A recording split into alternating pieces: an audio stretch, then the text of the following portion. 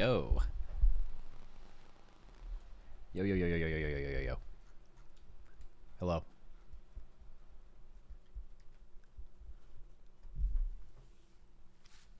Dude, does it look crazy, dark, and mysterious in here right now? What's going on? Can you even see my camera with how dark it is? Where is my camera? Oh, I didn't move it. That's okay.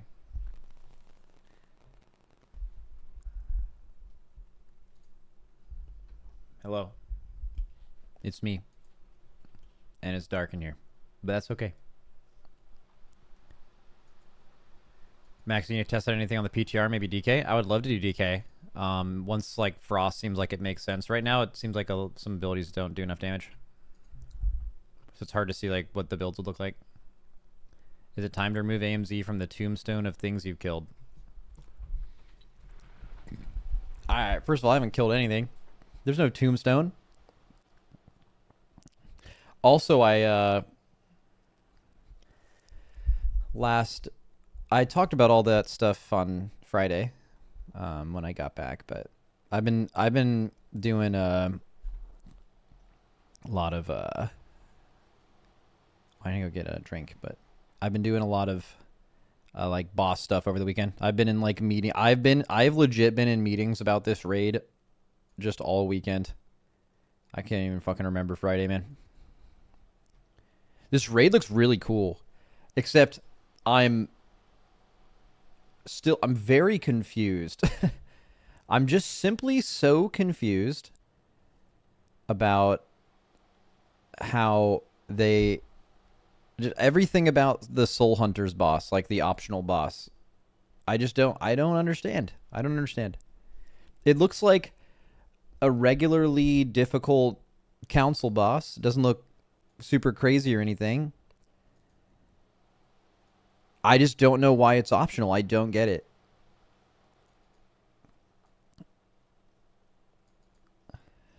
Are you and Echo going to agree to kill it?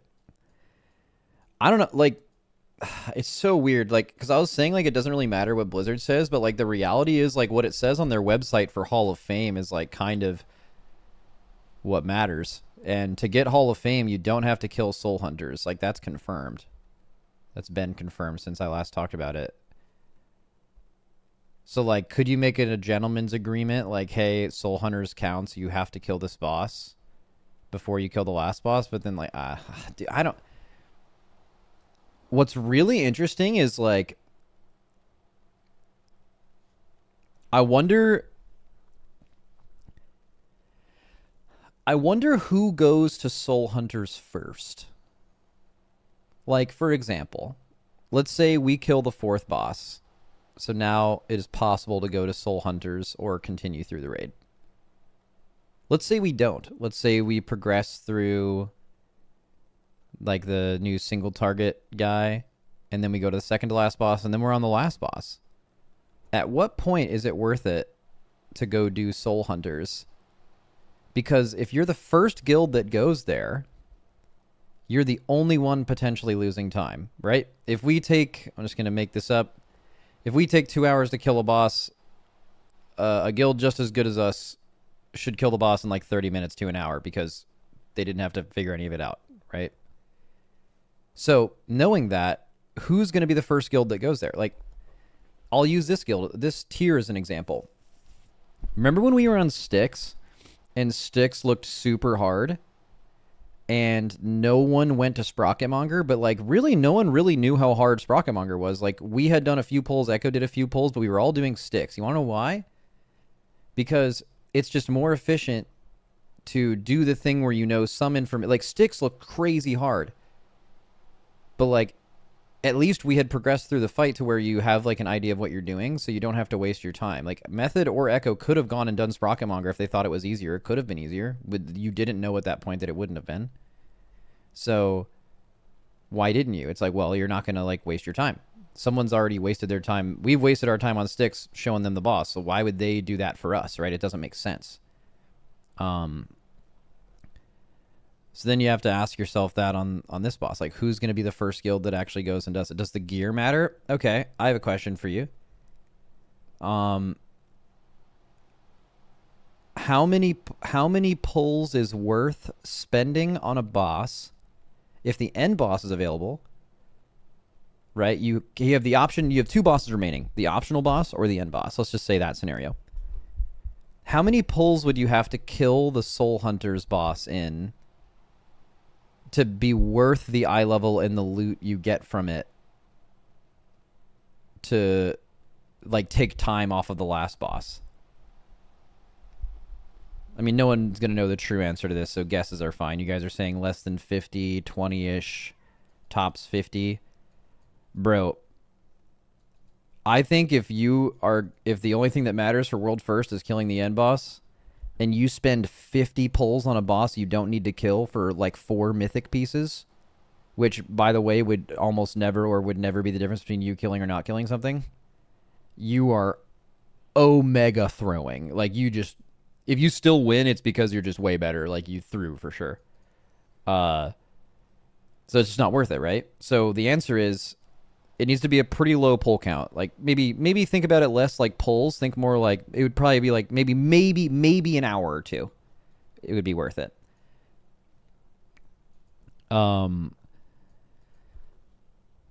But how do you know the boss is going to be worth 2 hours? Do you want to be the guild if you're in the lead?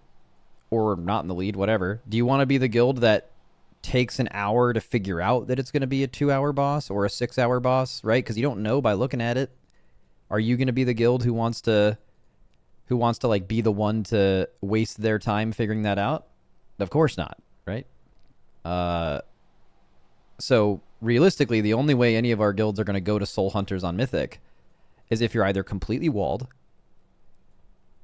or some other guild has gone in and pulled the boss and shown exactly how hard it would or wouldn't be. Not by pulls, right? Like, for example, Instant Dollars. This is not Flame, by the way. Instant Dollars fucking owns. But, like, Instant Dollars won in the rate.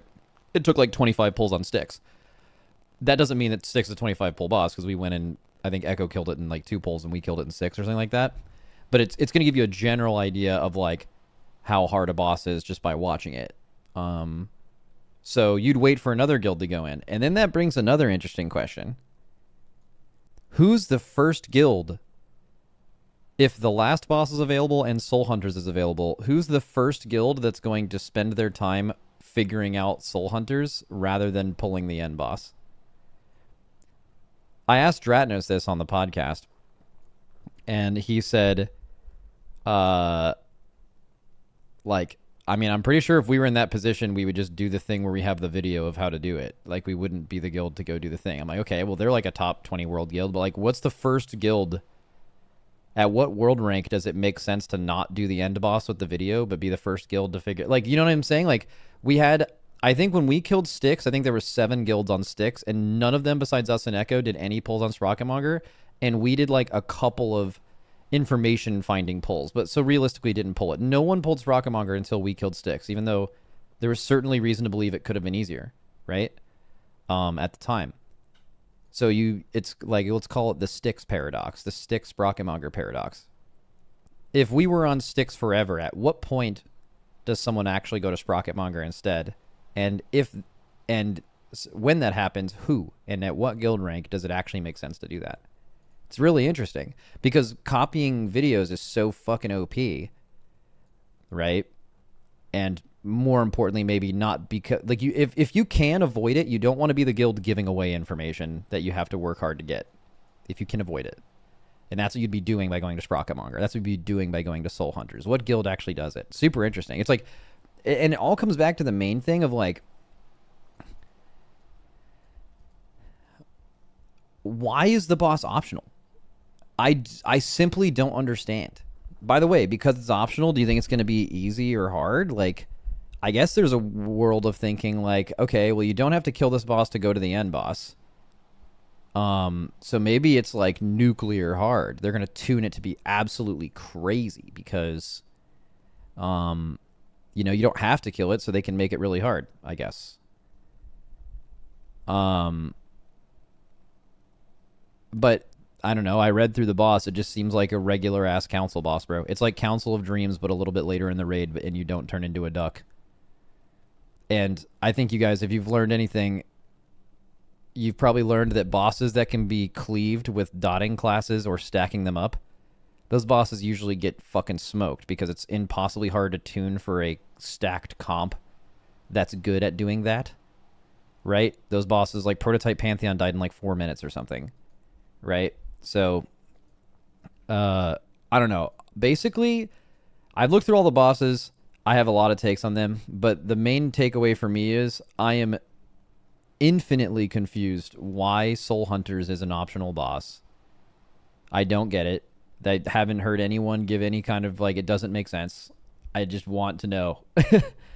I mean, some of you guys are going to mention like, oh, well, it's just, oh, it's going to be, it's the Havoc thing. Like, yeah, I think it seems extremely obvious to me that what's going to happen on that boss, this is not any kind of leak. I don't know shit. It just seems extremely obvious that you're either going to kill that boss on some difficulty and it's going to drop a legendary item that unlocks the new Demon Hunter spec, or, which is really unlikely, I think. But the more likely thing is they're just going to do an AUG thing. They're just teasing the new Demon Hunter spec, in which in the 0.5 patch they're going to unleash it.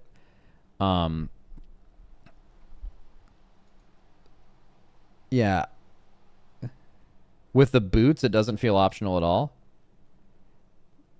Oh, you mean the like items on the boss that they drop some personal loot boots that make your cloak do more? Okay, but here's the thing. You can just get those on normal and heroic though. Like for example, look at our guild for example. We're going to have every single person in the raid will have those boots on either normal or heroic if they're required, right? For the effect. So killing it on mythic is just simply getting an eye level upgrade on the boots, not getting them in the first place.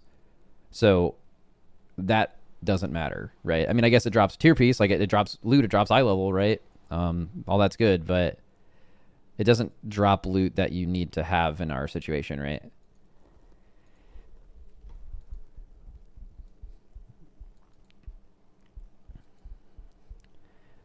Max, you should build a raid comp based solely on tier sets. You know I can't do that. One thing I think is kind of interesting though is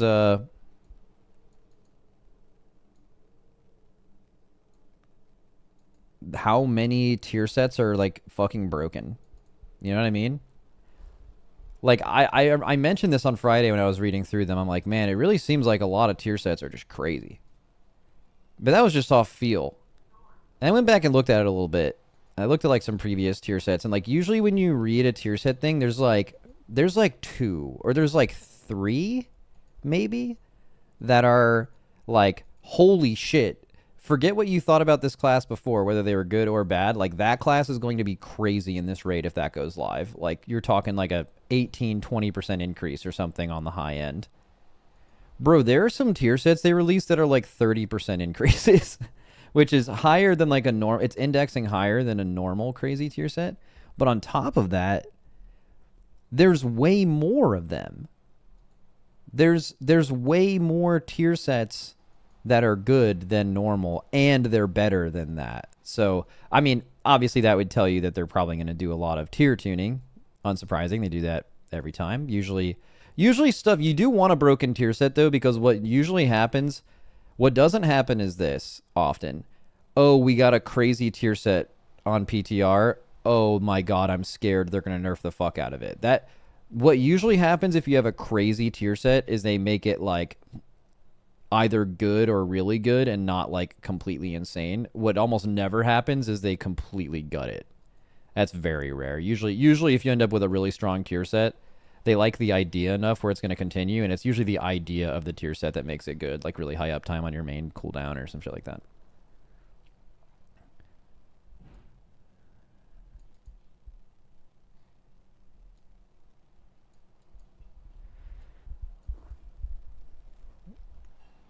Max, if everyone is OP, then the game is balanced, isn't it? Except not all 39 specs are OP. Also, I don't... The problem with that line of thinking is I don't think anyone should be gaining 30% of their power from a tier set. That's just like... That just sucks, you know? Like, it's just too much power from one thing. It's just bad. Anytime that happens, you feel pretty bad about it. You know, the whole borrowed power expansions. Like, the issue is what happens when you lose this thing. and it feels really bad. Your class stinks.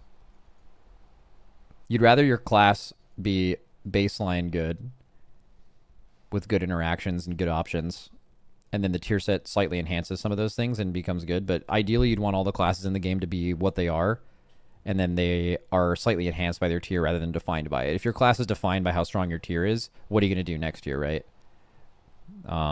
You have to keep, you either have to like, it basically is too big of a band-aid over underlying issues with specs, and it's really hard to fix them if it's being masked by how good your tier is.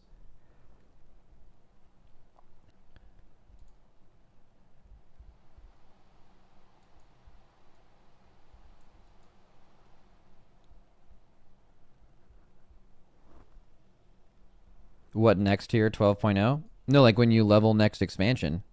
Bro, that's real. One of the most sad times in all of Warcraft, and in my opinion, what heavily painted the negative public opinion of Battle for Azeroth is how bad it felt when you lost all of the Legion shit you had and your tier stopped working and everything. Like, as soon as you started leveling in BFA and all you replaced it with was the first iteration of Azerite armor, which was terrible.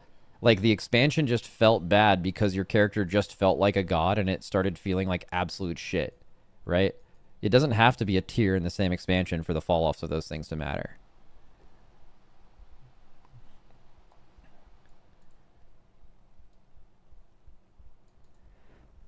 Do you think they'll squish stats next expansion? I don't know. I never think about that, and I genuinely don't care.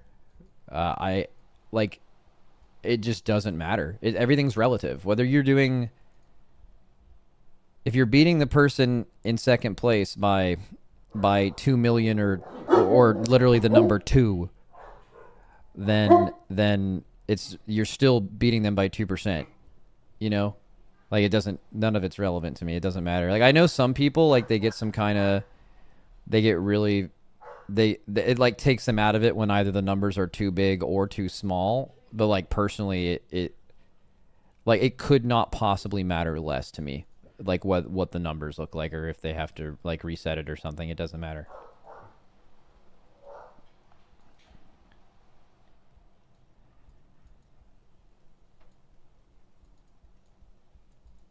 Max, if you even care, a new Wowhead post that says Omni tokens will be able to proc tertiary stacks.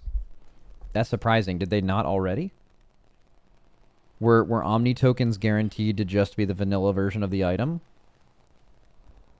before? I didn't even know that.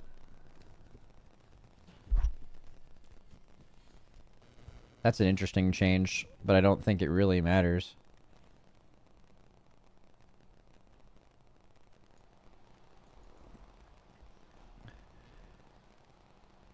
The gap between tiers needs to shrink, but they are fucking terrified of people holding on to items.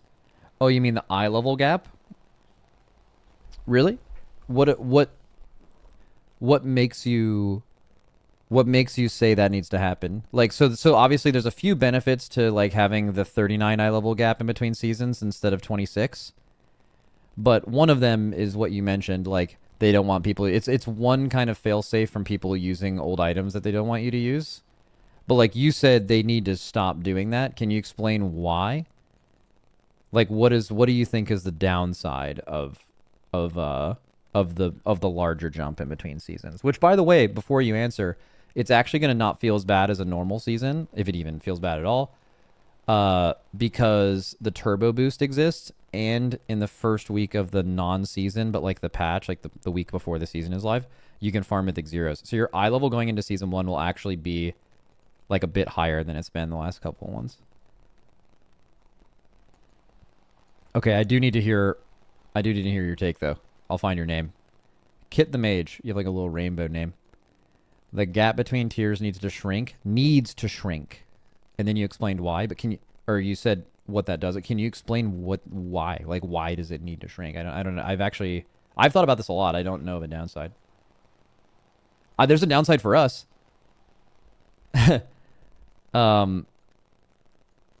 The downside for us is it makes splits harder, right? Because day 1 of splits specifically, people's eye level is relatively a lot lower than the content you're trying to do.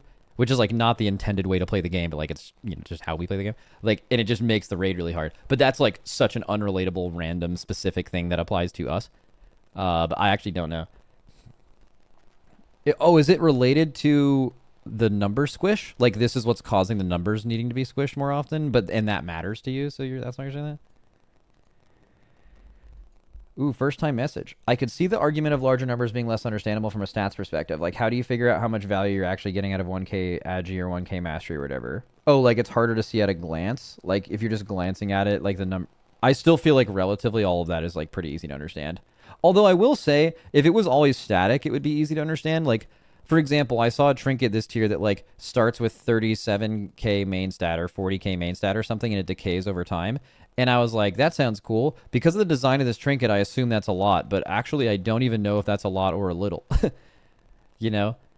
But you're always going to have a little bit of that. Anyways, I'm still looking for this guy's response. Did they ever respond?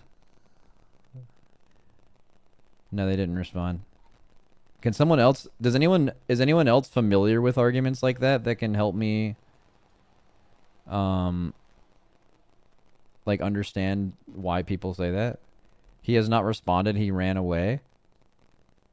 I'm not being antagonistic. I'm not saying like I am right and they're wrong and I need you to respond to me so I can prove you wrong. I don't give a fuck about that. I just actually don't understand the line of thinking and I want to know what it is. I'm not trying to like own him, you know.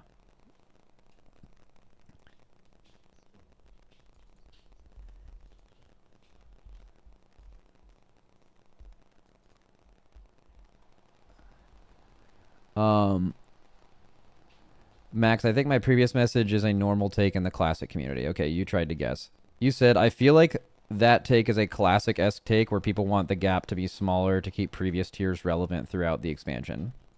Oh, I mean, I've heard that one before.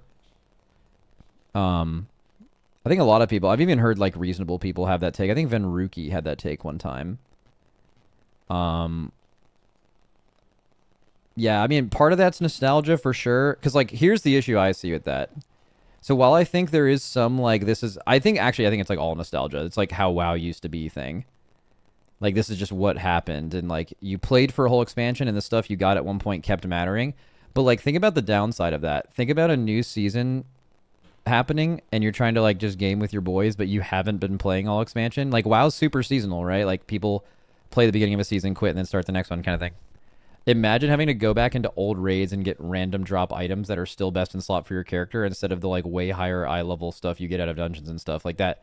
That downside is, I mean, like kind of inarguably so much worse than like a little nostalgia of like this is what used to happen kind of thing.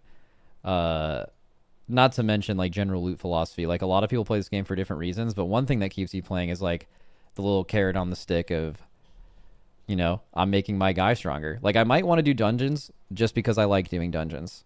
I like playing the game.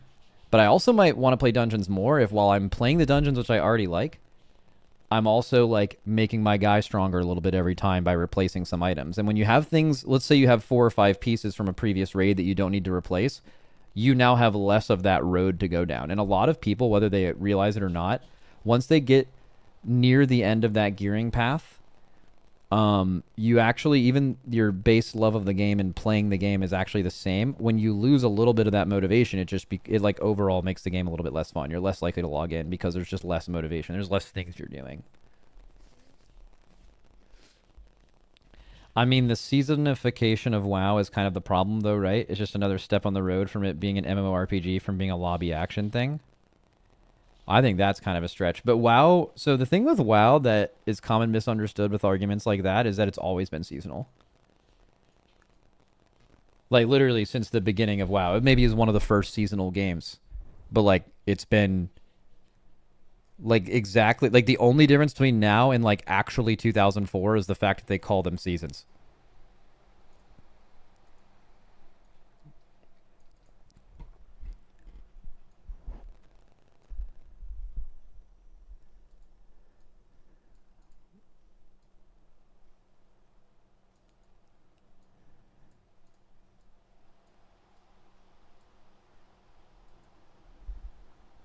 Jesus, that's a lot of essays. I mean, we're getting pretty deep into the nuance right now, so I mean, it's good. Yeah. My stream title is called Yapping, and let me say, boys, I'm fucking delivering so far. Speaking of that, I have to stop doing that for like 30 seconds and go grab a little drink. Be right back.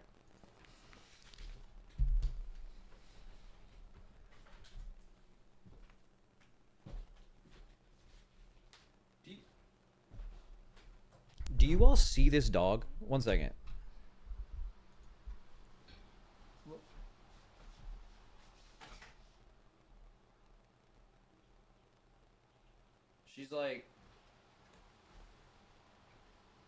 She's like completely upside down, dude. You see a mic? Oh, is it like super focused? Okay, you can see her now. Like, look at that. Look at that doggy. Oh, she knows I'm talking about her. What's up, girl? Come here. What's up? Dude, they actually just know. They just know when they're being talked about. Hi, baby girl. All right, I'm still gonna go get a drink though. Be right back.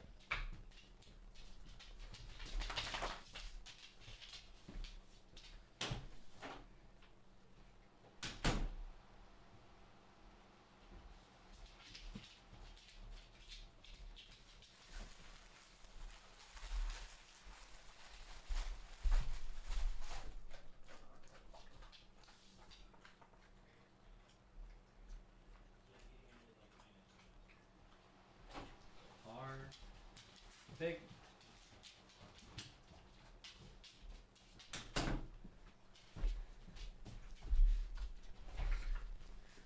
Yo, that dog just tried to eat. Bro. Okay, that's fine, actually. I wasn't gonna eat that much. I got a foot-long sub, and I ate one half of it, and she ate the half that I hadn't eaten yet. That's fine. I respect that. I left it there. Ain't no way you're gonna try to eat it in front of me, though. Get out of here.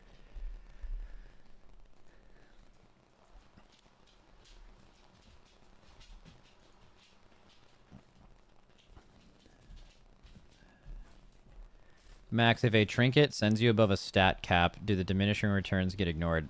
I'm going to be honest with you. I'm not actually really familiar with how and when diminishing returns apply and how severe they are at a certain point and exactly what caps there are. Just being completely real with you. Max, there is only one very rare item in the raid, and it's cosmetic. I mean, it still has value, right? Like, very rare drops at the highest item level track, so you save crests by getting it, and it's also like, I mean, if you get it early in the season, it's like crazy power gain, right? So it's still, you know, is like better than getting a regular two-hander, right? But I get what you're saying though. You're saying normally the very rare items have been these items that with unique effects that are like bis as fuck. And that is definitely a departure. Yeah, I mean, we may be seeing the end of very rare as we know it. Last year, all the best items were in the raid near the end and were very rare. Obviously, when they first came out was like Vault of the Incarnates, right? Like the best trinket and like ring and shit was off of like the first few bosses, but it was like something. Yeah, I mean, but that doesn't.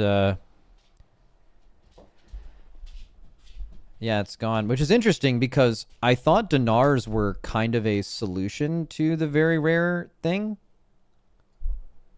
Or not, it wasn't very rare specifically, but like I feel like very rares are a big reason why dinars are wanted, right? So like, seems like an interesting time to, or maybe they're just not doing dinars again. But I mean, if there's not very rare items, people would be less mad that there are. I mean, no, if they did dinars, I imagine they're going to continue to put them in the game, actually. Like, I imagine dinars are going to exist, like, every patch now.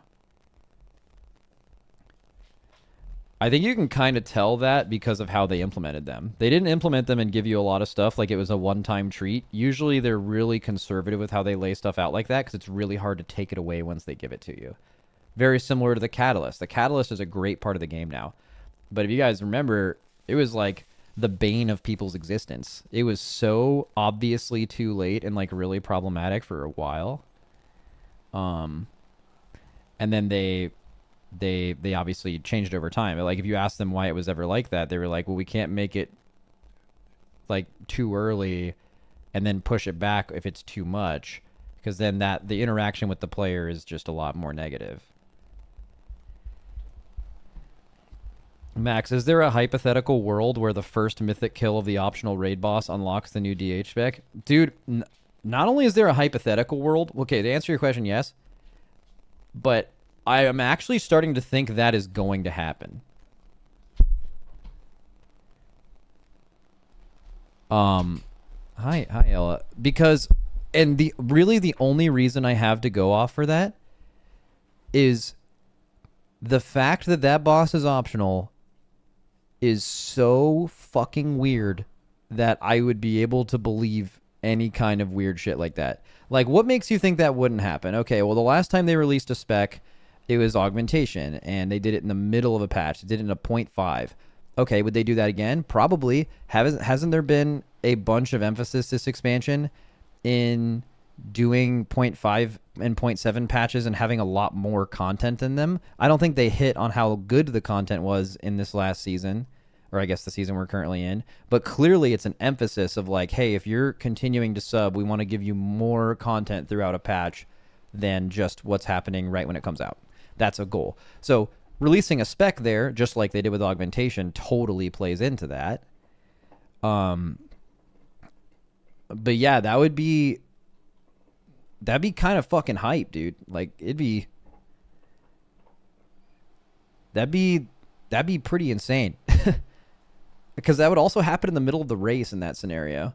I mean, there's been scenarios where you kill a boss first on Mythic and then it unlocks something for the entire game with legendaries. It's happened twice. When you killed Fireack first, it dropped a guaranteed legendary and then it became random for everyone else.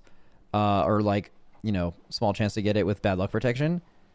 And then but it didn't exist until that boss first died on Mythic. I mean, so there's precedent to say that that would be how that worked. I don't know. It's interesting though. It's super interesting. Also, they released AUG, like they announced AUG after the main patch went out. And it was tested on the PTR, but like not for long. So like could they release an untested spec? Yeah, sure.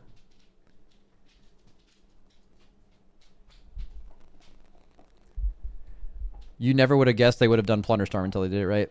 They have new ways of like encrypting things now. It's definitely possible. There would be leaks. Maybe and maybe not. Augmentation was leaked before it came out. I think people in the community like generally knew about it before it was announced, but on the DL though.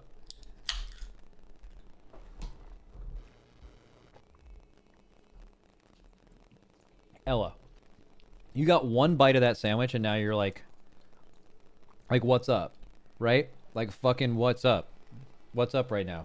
You think you're just gonna get more? She's so cute.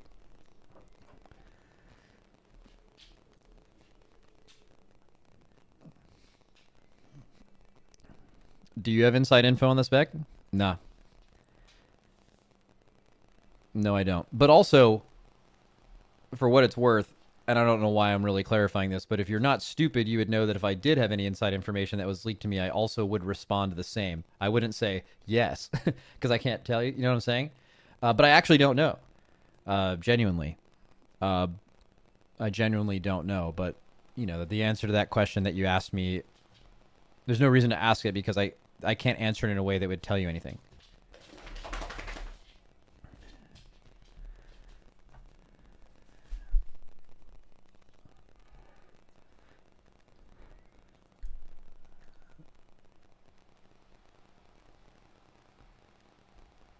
Would your DH players would your DH players enough if it had to learn a new spec and slam it and prog instantly or nah? I don't think okay, let's just say there's a scenario, and this is unlikely, but like you kill that boss and then you got a legendary item and now everyone in the world can spec the new DH spec. Would you swap to it instantly in the middle of progression? No. You would continue playing, like if you're a DPS player like Havoc, and then you would wait for people to figure out the best build and data mine it and come up with like a little rotation, and then you would, if it's better, you would look at that rotation, maybe practice it a little bit over a lunch break, and then slam it. Yeah. But like you wouldn't take the time to figure it out. That's just a waste. You're wasting all of our time doing that.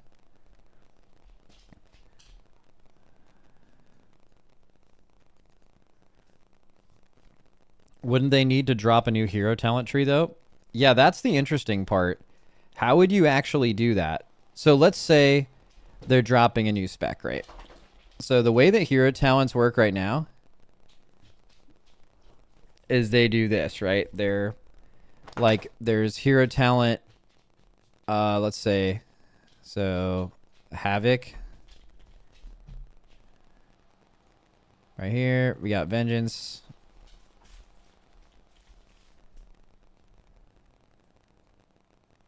Okay, and then we have like whatever the new spec is. So right now, between these two, right, they're the only hero talent like this. You have Fellsguard on the top. And you have the Reaver guy.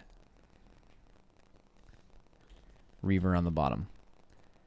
So how would this work if you created a new spec? What would you be able to do? So you'd assume they would make a new hero talent because there's as many hero talents in the game as there are specs. If your class has 3 specs, you have 3 hero talents. If it has 4 specs, you have 4. And if you have 2 specs, you have 2 hero talents. So that has to be equal. So if they add a new spec, how are they actually going to do this? Because what's really interesting is for them to create, how most classes work is they have a triangle, right? So they have, let's take these 3 here, or just copy this and put it down here. So if you delete all this shit, doesn't matter. And now you add a 3rd spec. Okay. So how most classes work is new DH spec is up here. This is the 3rd one. You create a triangle, right? You have a hero talent connecting these two. You have a hero talent connecting these two. And you have a hero talent connecting these two. But the interesting thing is, what you guys can see now with this triangle is if they were to introduce a new hero talent and a new Demon Hunter spec, which is what you'd think they would have to do if they introduce a new Demon Hunter spec, now Havoc and Vengeance can no longer both share Fellsguard and Reaver. Havoc is going to lose one of these two, and Vengeance is going to lose one of these two. It's the only thing that makes sense. Because you know that the new Demon Hunter spec is definitely not going to be... the new Demon Hunter spec is definitely not going to be, like, not going to have the new hero talent, right? That's the only scenario where that wouldn't be true. So Havoc and Vengeance are going to have to share some shit. New DH spec is going to share the new hero talent with one of these two. Or both of these two. It's like Havoc and Vengeance both gain the new hero talent and lose one of the other two. Or maybe they just... I mean, maybe they just give the new Demon Hunter spec Fellsguard or Eldrachi Reaver and they just don't create a new hero talent. That's possible, but that would just be kind of weird. I guess they could also have the new Demon Hunter spec only have access to the new hero talent as the only spec that does. And then Havoc and Vengeance just keep Fellsguard and Eldrachi Reaver until, like, the expansion when they can figure all that shit out. Or they all have access to all 3.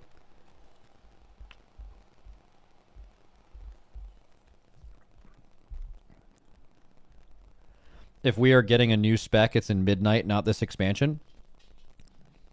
Why? We had a new spec in the last expansion. They took the only class in the game that had 2 specs last expansion and gave them a 3rd in the middle of a patch. Why could they not do that this time? Especially when they've created a boss that literally shows there's a 3 boss council boss in the raid that's randomly optional for the first time in ever, right? And Some of you are going to say Butcher. That was not an optional boss. And then you get... It's also a Vengeance Demon Hunter, a Havoc Demon Hunter, and a third Demon Hunter, surprisingly, that has an entirely different kit. I think it's like... I'm like 99% sure that it's happening, and with zero, I have no idea if that's actually happening or not, but like, I don't know, but I feel like we all know. I feel like it has to happen. I feel like at this point, if it didn't happen, people would be mad.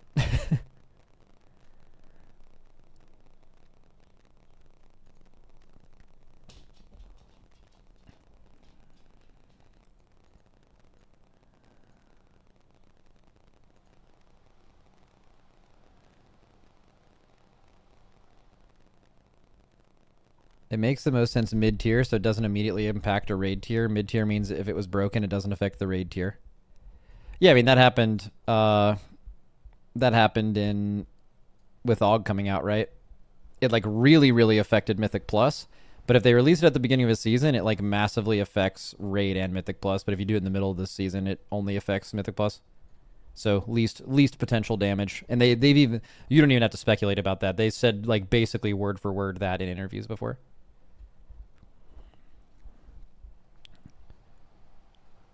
It's support DH. I don't think it's support. I think it's just going to be another melee spec.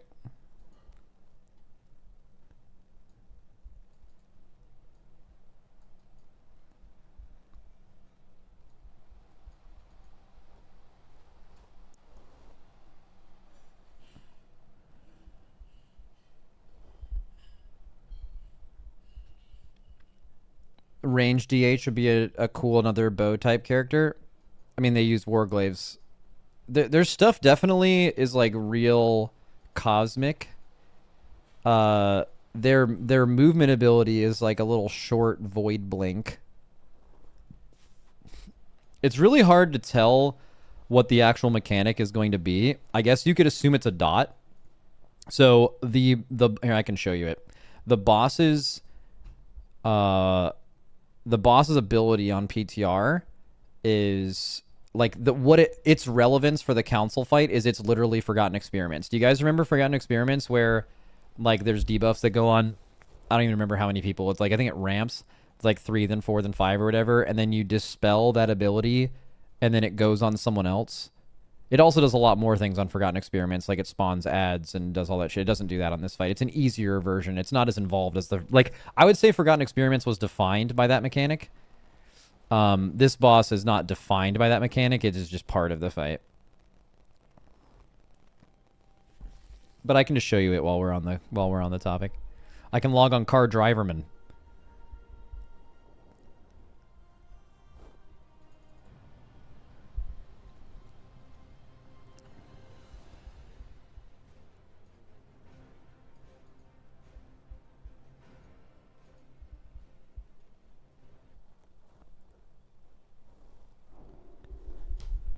All right.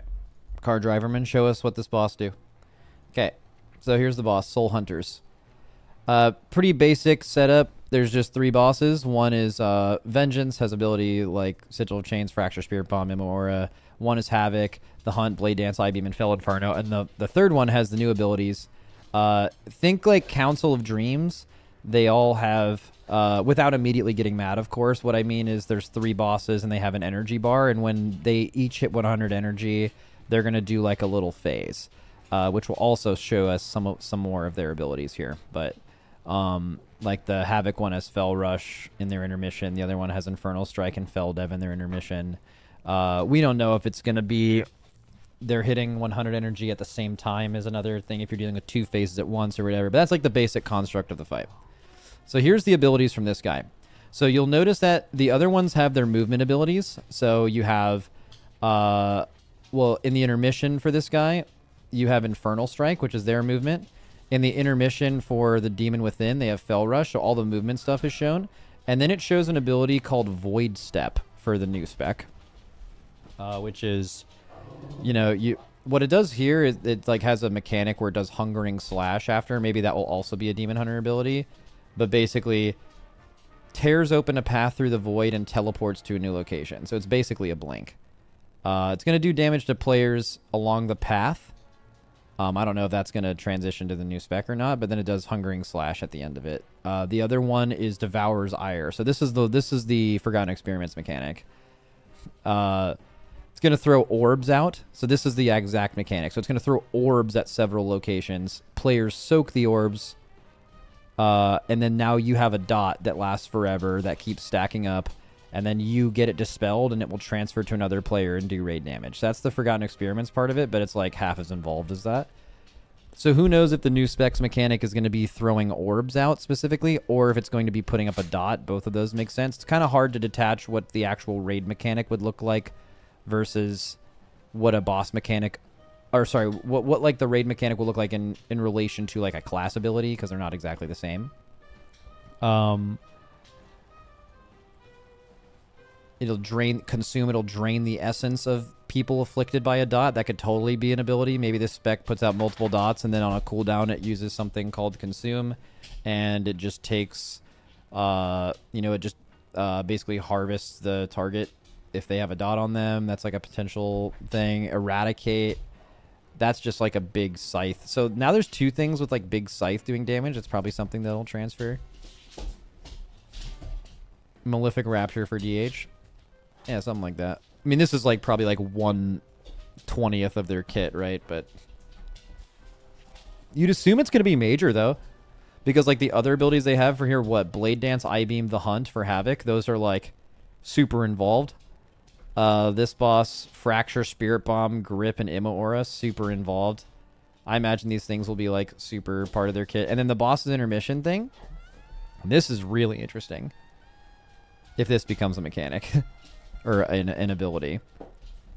You manifest a collapsing star which begins to suck players towards its center. So imagine just a big purple circle on the ground, I guess, and it's sucking everything into it.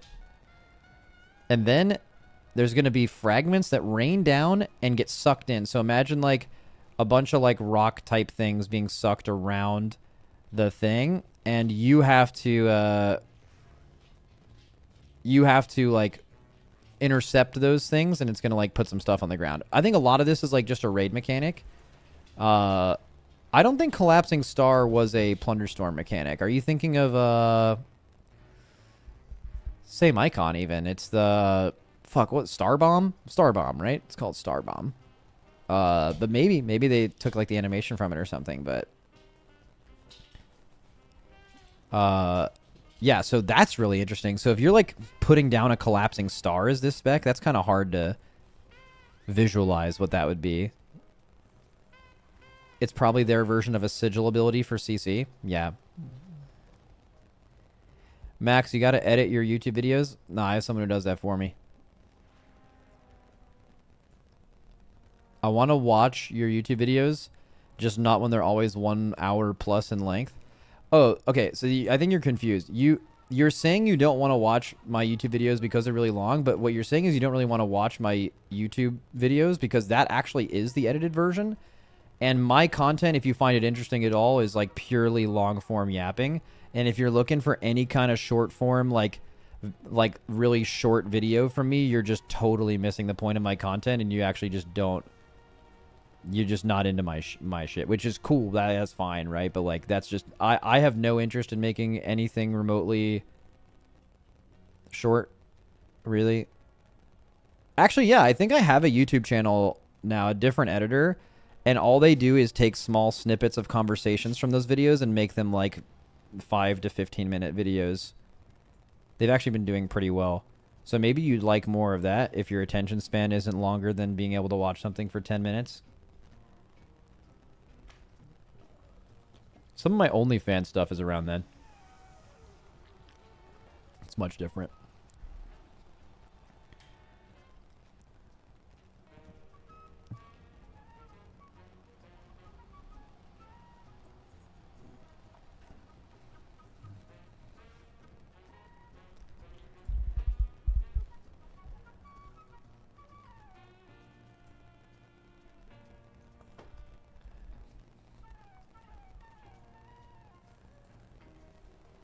Like, I feel like if you're if you're super short form content brained, like that's the kind of stuff you really enjoy, I'd find it really hard to believe that you'd interact with my content at all. Also, what I find interesting is if you're in my stream right now, that means you like my stream.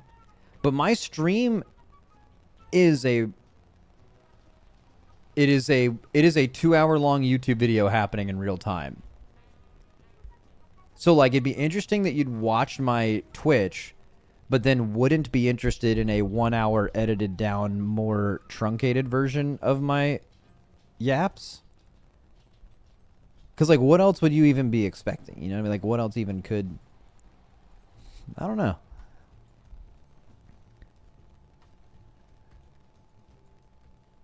Surely there are some hate watchers here. Yeah, shout out the haters. Yeah, timestamps are actually goated. Honestly, it's kind of crazy that YouTube existed for a really long time without the version of timestamps that exists right now. I mean, the one where you can like actually see it on the bar and it's like segmented. That is like YouTube's singular best feature. It's so good.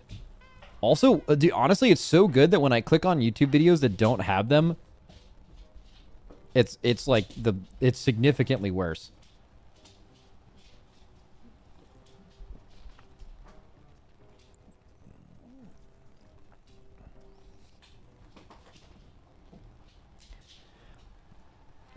Bro, you're the last click I'll give on all the streamers I follow.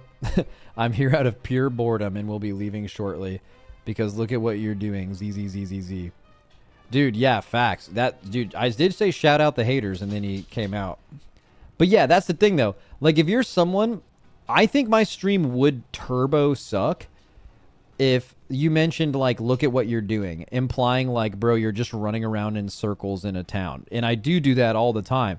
But like, so if you're someone who watches streams purely because you want to be visually stimulated from what someone is doing and not listening to them, bro, I think watching my stream would be, at least for the last year or so, would just be just straight up psycho shit. Like crazy. Like, I don't even know how you could watch. Like, what are you looking at? That's not the point.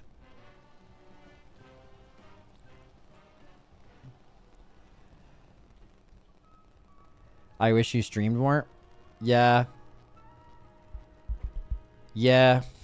Yeah, I mean, I should stream more. I mean, just probably full stop. I will say, the podcast has made me stream a little less, which I don't know if it's a bad thing. Because, like, think about it, right? Like, if I'm going to talk about things and you want to hear my take on things, that's just an avenue where you can hear that without having to have watched my stream for it. So, I mean, that just makes sense. So, yeah, I mean, also, but my content is, like, super seasonal, right? Like, people's interest in World of Warcraft is heavily geared towards the beginning of a WoW season and right leading up to it when there's hype for it. And then, like, right after the Race to World First... and especially like a month or two after that, there's like a month or two dead period to where like viewership in the WoW section is lower. The amount of news and interesting things to react and talk about are significantly less. Where it makes sense to just, if I'm going to spend some time on myself, like honestly, for a lot of years of my streaming, I like had to stream. I was like really fucking like killer mentality, like motivated, like I had to have the best content. I have to stream all the time. I have to the things, that's just how Twitch is. It's really competitive, and like that's a good way to look at it is like people get used to watching your content and like you become part of their day, where if you were to like not stream for a while, that they find someone else to get that from, right? So that's why it's really competitive. You want to stream all the time, and because that's just what happens, right? I'm less interested in that now. Like, I know if I don't stream as much, I'm lowering my growth as a Twitch streamer. I'm making less money objectively. I have less subs. I make less money from ads. But I'm also in a position in my life where I'm a little comfortable with that. If you ever talk to anyone that's old as fuck, the one thing they say is... they all say this is like, when I was younger, I wish I wouldn't have been so obsessed and motivated with my career and spent more time with people that I love, my friends and my family. And I realized that for the last 6 years, I've been so like hard focused on what I'm doing that I didn't do a lot of that. I didn't travel. I was terrified of it. I didn't spend a lot of time with those people. So now that I'm pretty comfortable, I'm okay with taking a little bit off streaming to be happier in my life. You know? So that's why I'm streaming less, to be honest with you. But there's also some other motivations. So when I make money during the year, I would say about like maybe 10-15% is from Liquid, maybe 20% is from YouTube, maybe 30% is from Twitch. But dude, like a nice big whatever's left, like 35-40% of the money I make during the year is from like ad sponsor deals. And like the one I did the other day for the Borderlands thing, or like doing that Uber Eats commercial a few years ago, or you know, especially around October, November, you just do a shitload of sponsored streams. When these agencies look at hiring you for their sponsored streams, once the fiscal year is getting close to a close and these companies have marketing budgets and need to spend them, they're going to hire you based on your average like concurrent viewership over like an entire long period of time. And what is objectively true and kind of sucks is the more I stream outside of the Race to World First, the less money I get offered when that time of year or those times come around, if that makes sense. Because the viewership in the Race to World First is so extreme that even though I get great viewership outside of that, it's just obviously simply less than that. So like that, you are kind of in a way incentivized to not stream in a way, even though the overall downside is you probably still should, but you know, makes it feel less bad to not stream. Anyways, long tangent. Because someone mentioned something, but that's like kind of my thought behind doing that. Also, I'm like, I have like a major passion in my life that's a lot different. By the way, I am going to yap about something relevant today. There was a couple interviews that I missed on Friday because there was just so much stuff. And it's like very interesting questions about like super relevant shit that we talk about. So, and I haven't actually read it yet. We've responded to like one of the questions on the podcast, but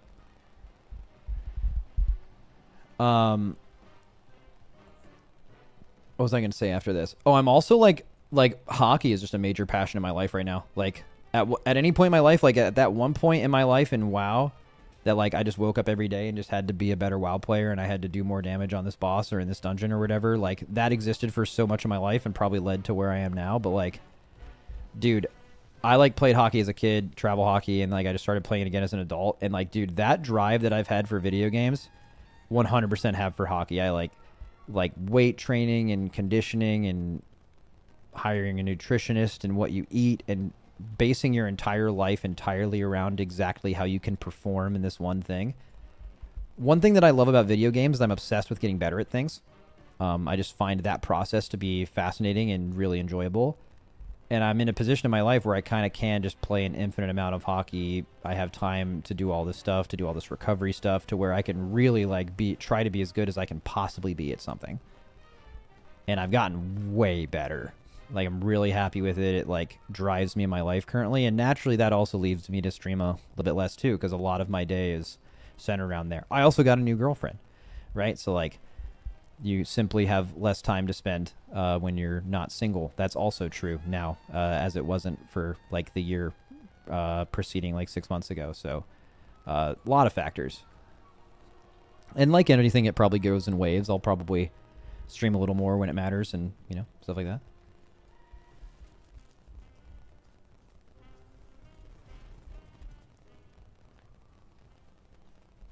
Anyways, long tangent, but that's all of that was, dude, I still got it though as a streamer. I still fucking got it because that was off of that entire monologue right there was off of one message that was like, probably didn't even think too much of it, but they were like, yo, wish you streamed more. Fucking, I'm back, dude. I'm fucking never left, you know what I mean?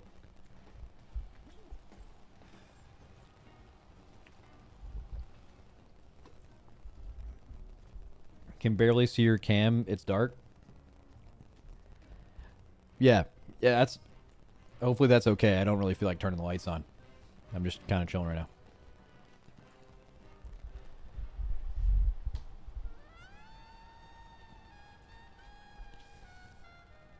Have you ever thought about streaming on Kick? No. I don't like I think multi-streaming makes sense. You're just like putting yourself I'm streaming on YouTube right now. Shout out YouTube. But yeah, there's like I just don't think the vibe of the average Kick watcher would want anything to do with like a WoW player. You know what I mean? It's just not like I don't think it would really be of any benefit. Everyone's got a price. No, I don't think I would ever really do that. I don't really like kind of agree with like the overall vibe and like the person who succeeds on Kick I think is like a lot different than me. You know? I just don't even know. I don't think it would be enjoyable or would even make sense.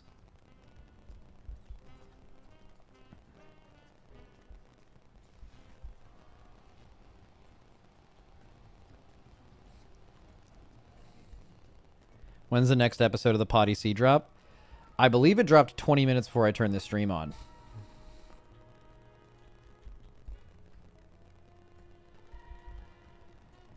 Yeah, they got people making the homeless jump in lakes and shit. They're psychos. I mean, yeah, there's a lot of that content. I think on Kick there was also, dude, this is so random. And okay, have you guys seen? And I barely ever see it. It'll just randomly come up on like some Twitter video on some random cursed algorithm that I have, where it shows like these two people like confronting. It's usually like pedophiles, I guess, like in like a grocery store, and they like lured this guy out there pretending to be a girl or something, and then they show up and they just like beat the shit out of them, or they like, I guess like harass them and just weird shit like that. I don't know if this is like the same creator or if it's like a trend with multiple creators doing it. But my only takeaway from that is, like, pedophiles are the fucking worst, right? Like, this isn't the takeaway. I'm just like clarifying this. That they're nothing good about that. That's tough. Bad look. Don't want it. That's brutal, right? But my hot take is that the people who like the ones at least that I've seen in that video where they go there basically just to like get their kick of bullying someone, I get a strong feeling that as bad as pedophiles are, the people who are like doing the hunting of them in those videos are actually significantly worse. Not because of anything specifically they're doing, just the vibe of watching them. They just seem like absolutely terrible people. It's just so strange.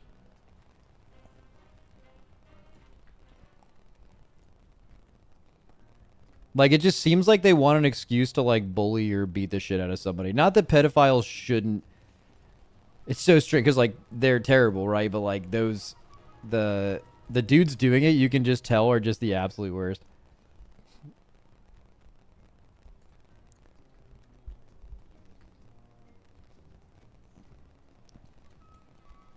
Bad, yes, but worse than pedophiles? Yeah, maybe not, which is why the content works. Like, they can find the one person that's worse than them, and they can just bully them and get away with it, and no one's pointing the finger at them because it's kind of universally acceptable that it's like, yeah, pedophiles are bad, right, guys? And everyone agrees. Oh, dude, random thought, completely unrelated. I saw, what was it? Jury Duty on Amazon. I mean, I don't know if you guys ever have watched this show or have heard of it. I don't even know if, I don't think it's like new or anything. It's probably been out for a while. Maybe it is new. But like, I just like randomly heard about it. The bit is basically there's like a mock trial happening, and they hired everyone involved as an actor, the judge, the jury, the defendants, everyone they interact with, the bailiff, they're all actors except one person who just thinks they're in like a documentary that gets a rare opportunity to like document the like what actually happens when you're sequestered. So like it's understandable to him that like he would be getting interviewed and stuff like that, and why there's cameras and stuff. It's from 2023. Dude, it's so fucking funny. It's basically like someone's writing a mockumentary about the jury process, which probably could just be a show on its own, right? like very Parks and Rec office style humor and things happening with, but then you throw in the element of the fact that there's someone in there that actually is completely unaware that any of this is being written and acted. It's fucking hilarious. If you guys are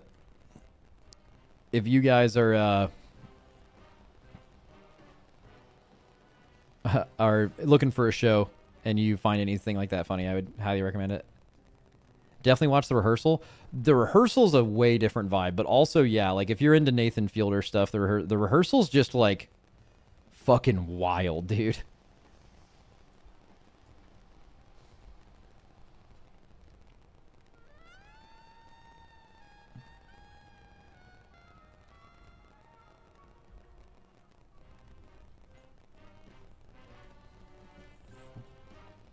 Just get banned from jury duty so you don't get called.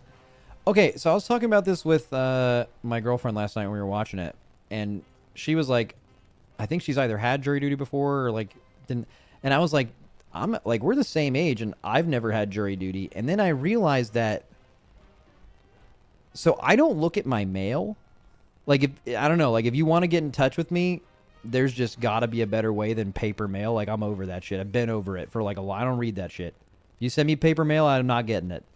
So if they're doing that, maybe I've actually had jury duty and I didn't realize it, because that's probably the only way that they would get in touch with me. And then I guess so my follow-up question would be, am I like a criminal? Like is that are you not supposed to, like, what happens if you skip jury duty? Like, are you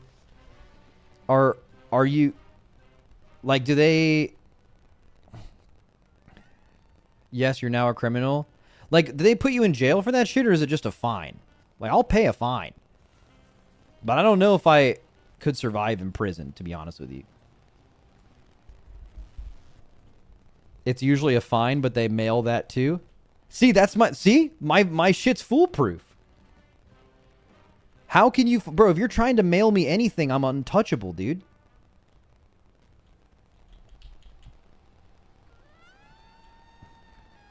Small side note, this drives my girlfriend crazy, as you'd probably imagine, because she So now if there's ever like an important looking mail thing, she's like, do you want to open this? I'm like, nah. She's like, can I open it? Because like, I feel like you should read this. And to her credit, we've actually found a few very important pieces of mail. So shout out reading mail.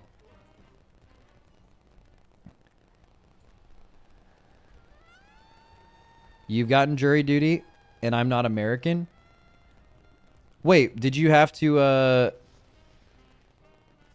dude, honestly, low key, I know I'm wrong when I say this, but jury duty sounds lit. Maybe because my only interaction with it is watching this very funny show. But like, I don't know. I find people really interesting, and like, I just think I would find that process like kind of fun. But I know I'm wrong, and it would be super boring, especially if what they say in the show is true, and they like take away all forms of outside communication, because you're not supposed to see any public reporting of the thing that you're sequestered for. Bro, if they take away my phone and I'm just around people I don't know for what could be a long time, like that sounds like I would maybe die.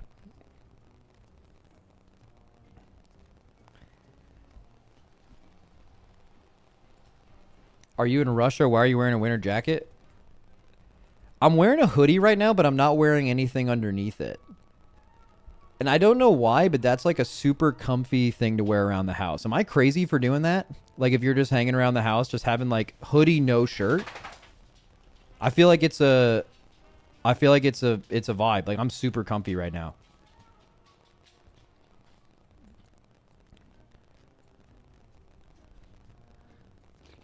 Hi, Ella. So you're naked under your clothes? Yeah, butt ass.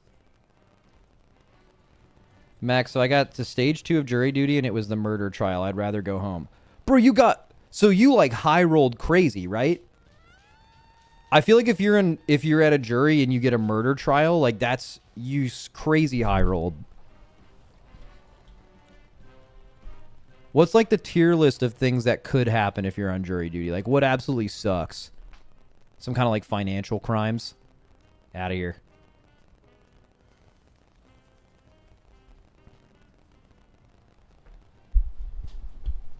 Most of them are domestic.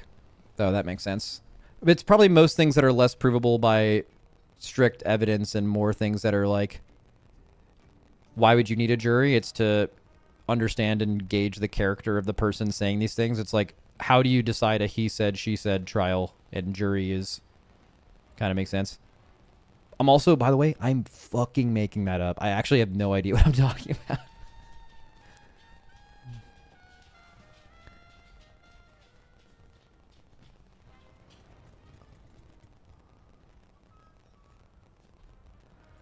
Max, did you see the Mr. Beast drama with the AI thumbnails? I'm an adult, man. Max, I got a personal question from the guy. I got to personal question the guy who murdered 2 people and was found with the gun. Although they said I would have come in for 3 weeks. Wait, you got to personally question, bro? Aren't juries not supposed to do that? Isn't that like the prosecutor and the defense and shit? Or was that guy on the stand? And then you just like stood up in the jury box and just started questioning him, and everyone was like, whoa, people don't normally do that, but you were so good at it that they just like let you completely question him, like you got all your shit out.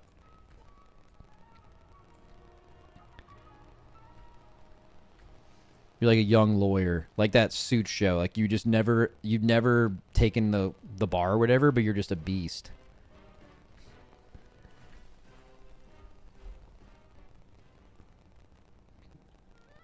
Are you going to talk about Borderlands? Oh, yeah. Yeah, I played Borderlands 4 over the weekend. Yeah, when you texted me, by the way, did you actually get to play it at your house? You said that you didn't have to actually go out to that thing, but you could still play it. Did they send you like a... Oh, you watched me play it. Oh, I see. Yeah, no, it was... I got paid to watch you guys for 3 hours. What the fuck? Wait, wouldn't that have been like kind of boring? Actually, that sounds like kind of easy money. And you didn't get to leave your house, which obviously is... You never do that. Yeah. No, it was fun. It was, I think it's hard to like really gauge the Borderlands experience from a sponsored stream like that. Because you log on with a level 5 character, there's only 2 of the Vault Hunters available, so it's not like super personalized to whatever you like. And then, yeah, like loot's dropping, but it doesn't mean a lot to you because like the character's not yours and you didn't level it from 1. And then also we were only able to do 1 mission, and then we logged on level 20 characters and we did 1 boss, and that was it. There was like no side exploration. It was like purely 2 demo things that they had ready for this that they felt confident enough to like market and have people stream and play. But there wasn't enough to like dip your fingers. I will say the loot didn't feel crazy. I mean, okay, so my Borderlands experience, I didn't really like Borderlands 3. I played a lot of Borderlands 2. Isn't that like common? I don't think I'm being unique or anything by saying that. I think that's like most people's take is that Borderlands 3 wasn't. But by the way, I don't give a fuck about the story. I don't care at all. I remember in Borderlands 2, there was like some villains that were like quirky enough, I think, where I maybe watched some cutscenes, but like generally speaking, y'all know me. I don't give a fuck about that. Purely looter shooter. I'm getting huge weapons. My guy's huge. I'm fucking shit up. I'm going crazy on him. That's me, right? And I feel like it's hard to tell in Borderlands that was like the grapple thing was kind of cool. None of the there was only like 2 of the guns that felt really sick, but I don't know. I mean, so here's my takeaway from it. Here's my takeaway of Borderlands 4. It seems like a game like for me, I would stream it. And I would definitely just play with some boys and just fucking game for a little bit. But I'm not like super into the story or anything, but like that Borderlands 2 was so fun with a friend. All you need is 1 friend. And I don't know why that is the case with Borderlands. Like for me, I feel like Borderlands isn't a great game to play solo personally. Like it purely like I cannot imagine playing that game alone, even though it's probably fine.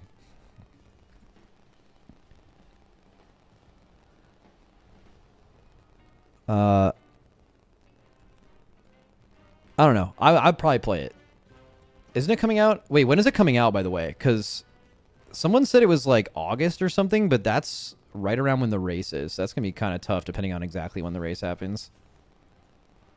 Coming out in September? Oh, we're chilling then. Well, most likely. Yeah. No, I'm down. Wait, do you think you're playing it? Did you like what you saw as you're being forced to... I guess not for... You're being paid to watch other people play Borderlands 4? You thought it was good? Genuinely looked sick? Okay, well, what about it looked sick compared to, like, it's just another Borderlands thing? You know? Was it the abilities? The only thing that I saw that I really liked was the Siren ability, where you could like place your clones that either tanked or like were like little turrets. That was way more fun than the Exo Soldier. Did you see the Exo Soldier's swords? That kind of felt okay. Honestly, no, it didn't. It felt janky. Okay, number one, it did no damage, which I feel like if you're playing with a sword in Borderlands, it needs to kind of own, because being in melee is super fucking dangerous, right? So it needs to the reward has to be higher for doing that. And it just like honestly like wasn't built really well. The Siren was sick though. Siren was definitely sick. I was definitely happy with that. That's probably what I would play, honestly. We need to see late games items and skills. Yeah. Yeah.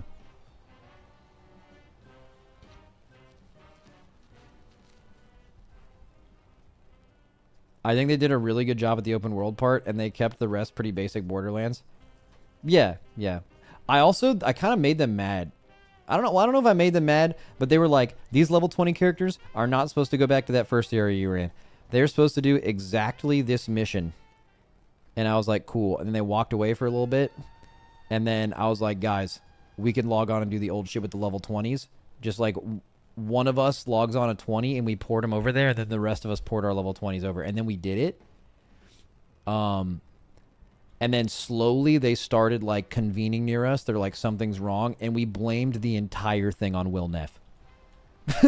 they were all just like centered around his computer, and like they were passing notes around to each other and then eventually to us, and they were like, you guys need to log on your other characters, and we're like, bro, I don't even know how this happened, but it's whatever.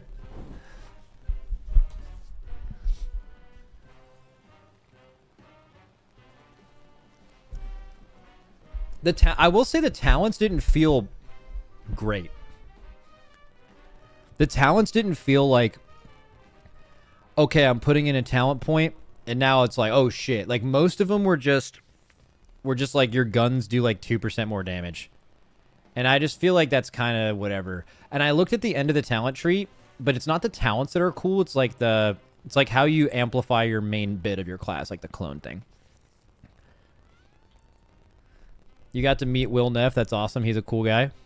Yeah, I mean, he seemed cool. I've never met him before. I've been at a few like gamer parties when he's there. I'm just like not in that group of friends or whatever. And I'm gonna be honest with you. If I'm ever at an LA gamer party, I'm never introducing myself to anyone unless they know who I am or introduce themselves to me. I don't know.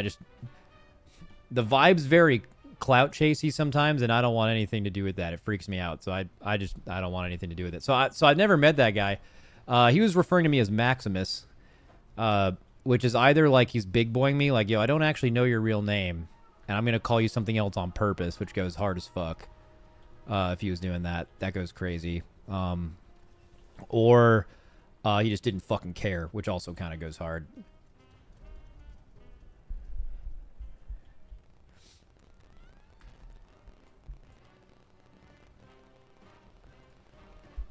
But yeah, that's it. That's my whole thing. Oh, they gave me a crazy huge swag bag. Like I was leaving and I wasn't there in the morning. Which by the way, like all the other streamers like flew in, I guess. So they were all at a hotel that like left the hotel at 9 a.m. and they got there. I like drove because I live right next to the place. So I'm like, okay, I just pulled up. No one was there. All the streamers weren't there, and the people managing them were all at the hotel on the bus. So I legit snuck into that event. They were like, are you a streamer? I'm like, yeah. And I'm like, the rest of the streamers aren't here yet, though, and they just told me to wait here. And they're like, okay. And then they just left, and I just fucking walked in. It went crazy. The only other people in there were employees for a while. I felt like a beast. Um, yeah, but they gave me a swag bag at the end, and it's still in my car. I didn't look at it, but it's extremely heavy. Also, small note about swag bags. Once you've gone to enough of these things, they're just really big, and they always just end up like hanging around your house.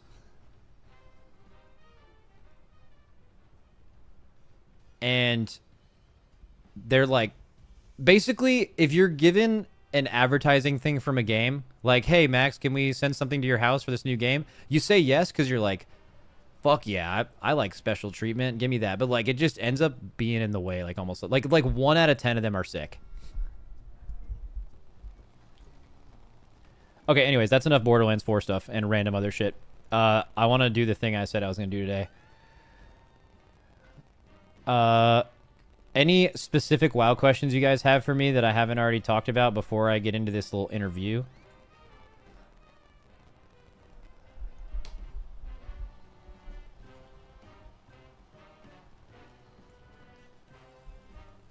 When does the race start? Probably in August. Which I feel like, I mean, I guess sometimes they announce it close to patch, but I feel like the announcement is, if it's early August, which I don't know if it is, I feel like they'd have to announce it in the next couple weeks or so. So maybe it's later August. What are your thoughts on gear access currently for new players when the belt and cloak are introduced? What do you mean? Like, players will have to go back and get the cloak and belt on a new season? Actually, there is something really interesting. So those two things being true, and or no, yeah, just I feel like there's less items this season that you're gonna actually have to farm loot for. It seems like a decent amount of your pieces are locked in, and that's like kind of goes against the philosophy I was talking about earlier. WoW question: do you think it makes sense to gate the best loot behind the last boss? You don't even need it at that point. Well,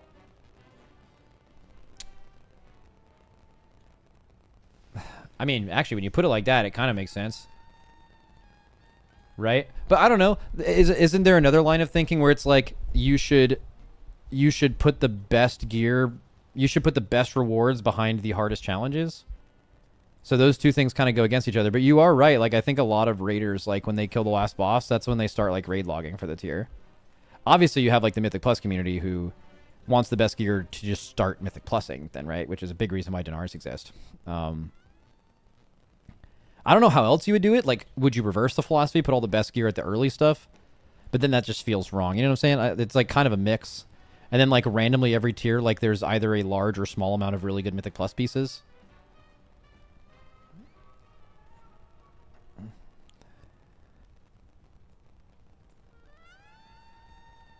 I don't know.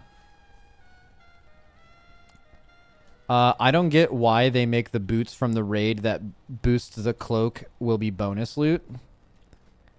I don't think it's really that hard to understand. Like, I think it's personally looted to you. Like, I think basically everyone is going to have these. I think they're going to be really easy to obtain. Like, I think basically the reason that these boots are not, I think the reason these boots are on this boss specifically is because it's interaction with the new DH spec. And the reason it doesn't drop off the boss and it's personal is because I think they want people to actually get them quickly. Like, I don't know exactly how this is going to play out, but I imagine, like, once you kill this boss on, like, normal, you're going to have these.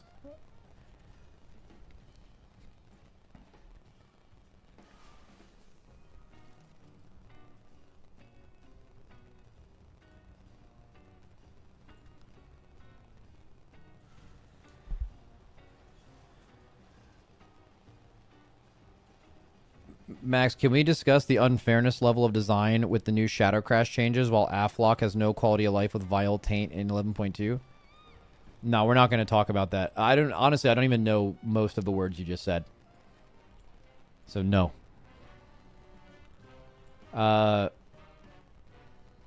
Did Blizzard acknowledge the mistake of no Heroic Week in regards to tuning coming in Season 3? Did Blizzard acknowledge the mistake of no Heroic Week in regards to tuning coming in Season 3? I don't know. But also, like, a lot of that is subjective. Like, that's my take, is, like, for me, when things are tuned really poorly, the fact that there's no heroic week is like, hey, would this have been tuned better if there was a heroic week? The answer is yes, both classes and bosses. But also, like, a lot of that stuff gets fixed in like a week or two. So, like, who's it really affecting? It's basically the people who are like racing at the beginning of the season. A lot of other people, Mythic Plus's main content is kind of constant and throughout, and maybe arguably near the end when titles are given out. So, like, it's fixed by then. Like, so who does it really affect? Class balance kind of affects everybody, but yeah, I don't know. I don't know if they view it as a mistake, because there's been raids with a heroic week that were horribly tuned, you know, and there's been raids with simultaneous release that were tuned really well. So there's not like a clear and obvious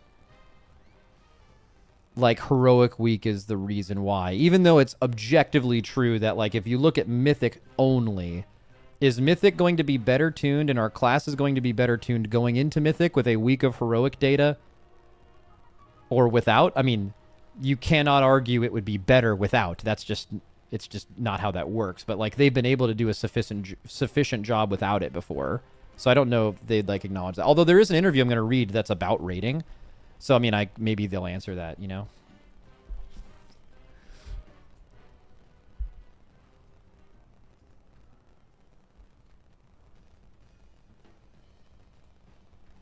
Max, I watched your Race for World last video last night with Amir Drasil. Yeah, I honestly think that's insane content, and I think I would love to do that again. The only problem is, with no heroic week, you're basically asking me to... Because, like, for some reason, the cutting edge thing can be obtained in the first week of the new patch before the new season starts. So because of that, the only way for me to do Race to World last watch party would be, hey, the night before Mythic. Even though it's not really Mythic, it's the night before the first day of Heroic Splits, which is still very involved. You should stay up and watch. Like, it just doesn't, it's just kind of, it doesn't make sense. I need that time to be prepared. There's a lot of things that change. Or the X-Pack. You can do it. I can do it at the end of the X-Pack easily. But yeah.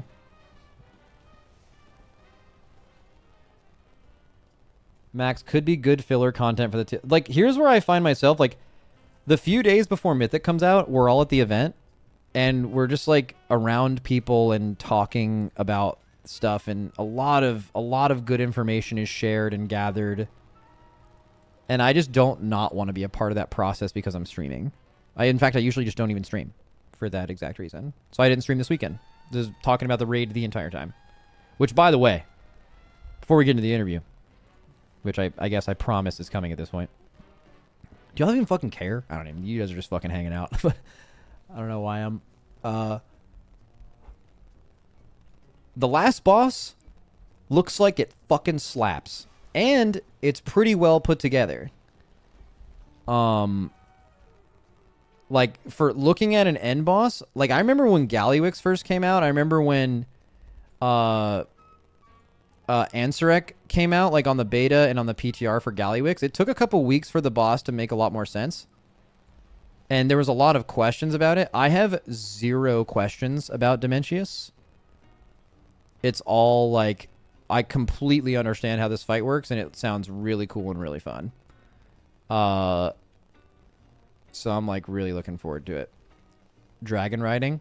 Yeah. Basically, a short summary of how the boss plays out. The boss starts, and it's absolutely massive. You have that huge space that you saw in the trailer. He's as big as Stormwind or whatever. You get him, you go from 100 to 0. You literally get him to 0%. And then an intermission starts where you, like, use your Reshi wraps to dragon ride over to the P2 platforms where the raid is split. I'm not going to explain all the things that happen there, but I also think this dragon riding portion looks way cooler than, like, the Tindral one, for example. Then you get to P2. You're split up killing these 2 mini bosses in P2. And then in P3 you go back to the boss. He's now, like, much smaller. You have a circular platform, and you start the phase. He's at 100% again, and you start the phase with a 200% damage amp for 15 seconds after what is most likely a cutscene. That's crazy to me. That's absolutely crazy. You guys know how big a 200% damage amp on an end boss? 200, not 100. You're doing triple damage. That is... I hope they're ready to tune that, because that is... You know, you could stack a comp and trivialize a DPS check, for example, because that's just so insane. But yeah, I mean, that doesn't even explain to you why the fight is cool. There's a bunch of really, really cool mechanics. Maybe I'll do a little like preview video for this, just basically explaining it for people. But this fight sounds very Final Fantasy XIV coded. This boss doesn't play out anything like a Final Fantasy encounter. Do you mean lore-wise, or like... I mean, literally none of the mechanics are anything like a Silken Court-esque Final Fantasy fight. The gravity shit to save your friends sounds fun. Yeah. Max, do you anticipate having the mythic last boss not be in the journal again? No. The mythic version of this fight fully makes sense from the heroic version. I think this dungeon journal is entirely accurate.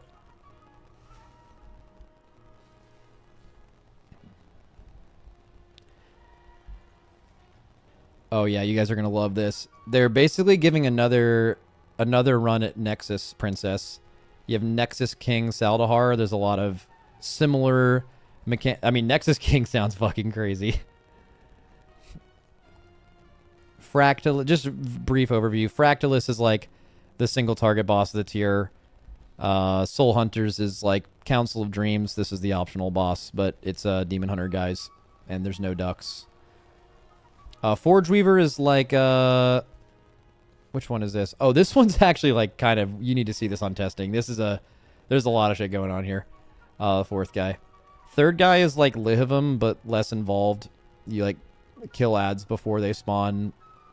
You might have to choose which ones you want to come out or not. Lumathar, this is not going to make sense to a lot of you guys, but this boss, if you ever played Terra's Land, this boss is literally the tree boss from Terra's Land. Yeah, Tar Island. It's a really good boss, the tree boss, and this boss. But it's literally the same fight. First boss is just a first boss. You probably don't really care. There's a bunch of little walls and stuff that are crazy. You get a little you get your cloak will have an extra action button where you can like actually blink through like a wall that would otherwise kill you. There's some other shit going on. Pretty basic, but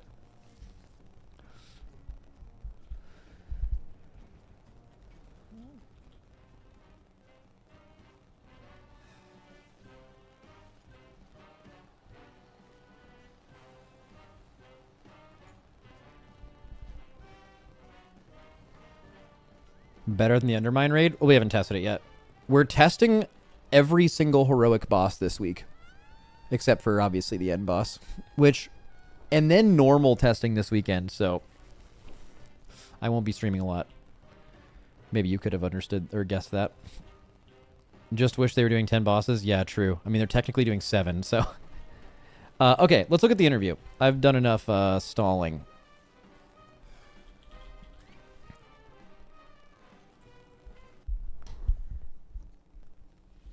Let's go. So I need to find this. Oh, actually, maybe I know we talked about it briefly on the podcast where I saw it. Here it is. 5 days ago, the future of raid encounter design, part 2 of Wowhead's exclusive 11.2 interview. Oh shit, maybe I didn't even look at part 1. Let's do part 2 and then part 1, because fuck it, right? By the way, how the fuck did no one ask them about this optional boss? I need them to answer the optional boss thing, because it just doesn't make any fucking sense.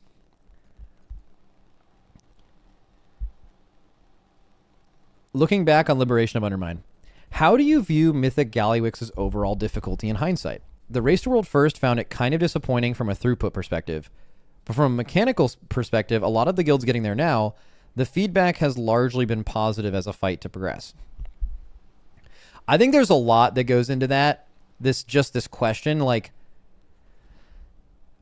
the theory that like, oh, this boss was only bad in the Race to World First because it just wasn't hard enough.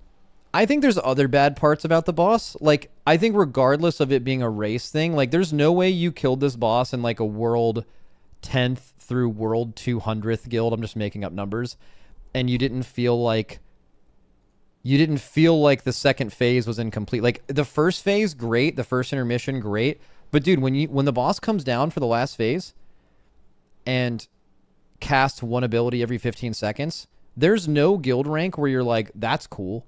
It's just like, it's like the boss forgot to cast half its abilities or something. It's like, that's what I think the most egregious part of it is. But I said this after the tier, where basically a lot of the viewership still in my stream was a lot of race viewers. And race viewers are like usually a lot of them don't play WoW. They're pretty one-dimensional in the way they're thinking about things. They're just like, if this boss wasn't fun to watch and if it wasn't an epic Race to World First ending, this boss stinks, right? There's nothing more involved with it. And when a boss was supposed to be hard and was easier, they were robbed of their experience, which those opinions are valid. I get it, but like, that's a different experience than someone who's playing the boss, right? Now, you heard a lot of Race World First players, myself included. I mean, we literally killed the boss and I like shrugged. But what I said at the time was, I bet the average Mythic Raider would rather a boss be closer to Gallywix than Ansurek. I don't know how true that ended up being, but that's for the Raider. I don't know exactly how like all people feel about that. But there's definitely people who dislike bosses just because they're hard, and then there's people who just like want to have a good boss. Or I think I've actually discussed it a lot recently when it comes to mastering a fight. Like the really fun thing about raiding is mastering a fight, and when you don't have good skill parity as a guild, the people who are better in your guild end up hating bosses with long pull counts because they spend an extended amount of time having the boss figured out and just waiting for other people to figure it out, and that's the least fun feeling about raiding. And the more pulls you have, the more that feels worse. Where if you kill a boss in 60 pulls, it's only 10 pulls once you've had the boss mastered and you're waiting for everyone else to kill it. And those 10 pulls don't feel really bad. But when that's 100 pulls, that's like pretty brutal, right? So I think that's a big part of it. I'm actually interested. What is the average prog? Is it progstats.io? Is that the thing that has the like pull counts and stuff? So Chrome King Gallywix, typical progression time 6.6 to 10.3 hours with 1,800 kills. Okay. Interesting about this one too is this is like as nerfed as a boss could be. It didn't need to be nerfed a lot initially because it was just built easy mode, right? They did nerf it a little bit. But also you got like turbo boosted gear and like the stuff you got from the 0.5 and 0.7 patch. Like the raid is, and this boss specifically is like pretty low difficulty, but still the typical pull count, it's less, I'm assuming it is, than Muggsy and probably One Arm Bandit. But also for a lot of raiders, after you get through two hard bosses like that, not being harder is like, for most guilds is like kind of nice, you know? It's not nothing. You're spending 100 pulls on the boss, but like, would people have rather signed up for 100 pulls after Muggsy and One Arm Bandit, or they want to do 200 or 250? My guess would be more people, late stage cutting edge people, would rather have the not that much time spent after, especially One Arm Bandit being still one of the strangest bosses in history as far as like Race to World First pull count versus everyone else. It just makes no sense that it played out the way it did. Such a randomly hard boss. But even then, 74 to 118, this is like slightly less than Denathrius, for example, average pull count. This is slightly less than Sarkareth, which was also considered an easy boss. But I feel like Chrome King Gallywix is like easier than both of those things. And it is, both in pull count and I think in reality, but didn't actually end up being that low. Anyways, I don't want to hear their thoughts here. So Taylor, who I don't know exactly which Taylor this is. Did they say the name of the guy they're interviewing here? Oh, Taylor Sanders. Yeah. So this guy's a goat. There's a good chance that if you have any of your favorite raid bosses ever have existed in the last like 6 years or so, this guy made that boss. He is a fight designer who I now believe is a lead. But like, I could go through the names of a lot of them, like, Sludge Fist, Halandris, like Payne Smith, Rygalon, like just Astro bangers, right? This guy's a goat. He made some others. I think Denathrius as well. But I don't know all of them. But anyway, I've also had some conversations with him, especially around BlizzCon, and I think I've had an interview with him before, and just very, very smart guy.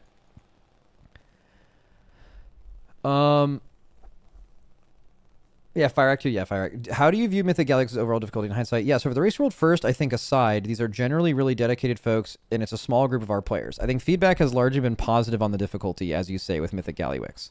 Mechanically, I think it's a great fight. It's visually spectacular, I think. From a narrative perspective, it's a great fitting in for one of WoW's most iconic and persistent villains across its history. From a difficulty perspective, I think where it's landed for the general community is reasonable. I think where we may have done things differently in hindsight is its difficulty relative to the boss preceding it. Mugsy was very difficult, and it was fairly unprecedented in modern WoW that the penultimate boss and the final boss were so close together in their difficulty. Well, so close together meaning... It's actually... Wait. So an end boss and a second to last boss being pretty close in difficulty is actually not super uncommon. They're usually like... For example, those two are usually a lot closer than like every other boss, right? Like those two are like usually a step above everything else. But usually the end boss, almost always the end boss is harder. Wait, sorry, scenarios where a second to last boss was harder than the end boss? Like definitively? Can you guys think of any? That are like super, super obvious besides this year? Stone Legion General Denathrius? Denathrius is harder than Stone Legion Generals.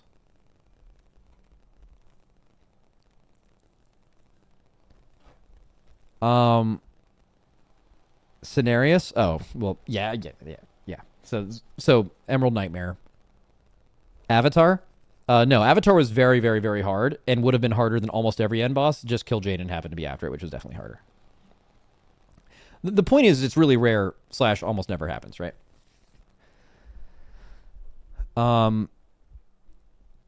Tindral? Tindral and Fireack were really close, but I wouldn't say it's hard. It's hard to say that Tindral was like definitely harder. If they never nerfed Tindral and you had to do 3-second seeds in the last phase, Tindral would have been the hardest boss ever, and it wouldn't have been close.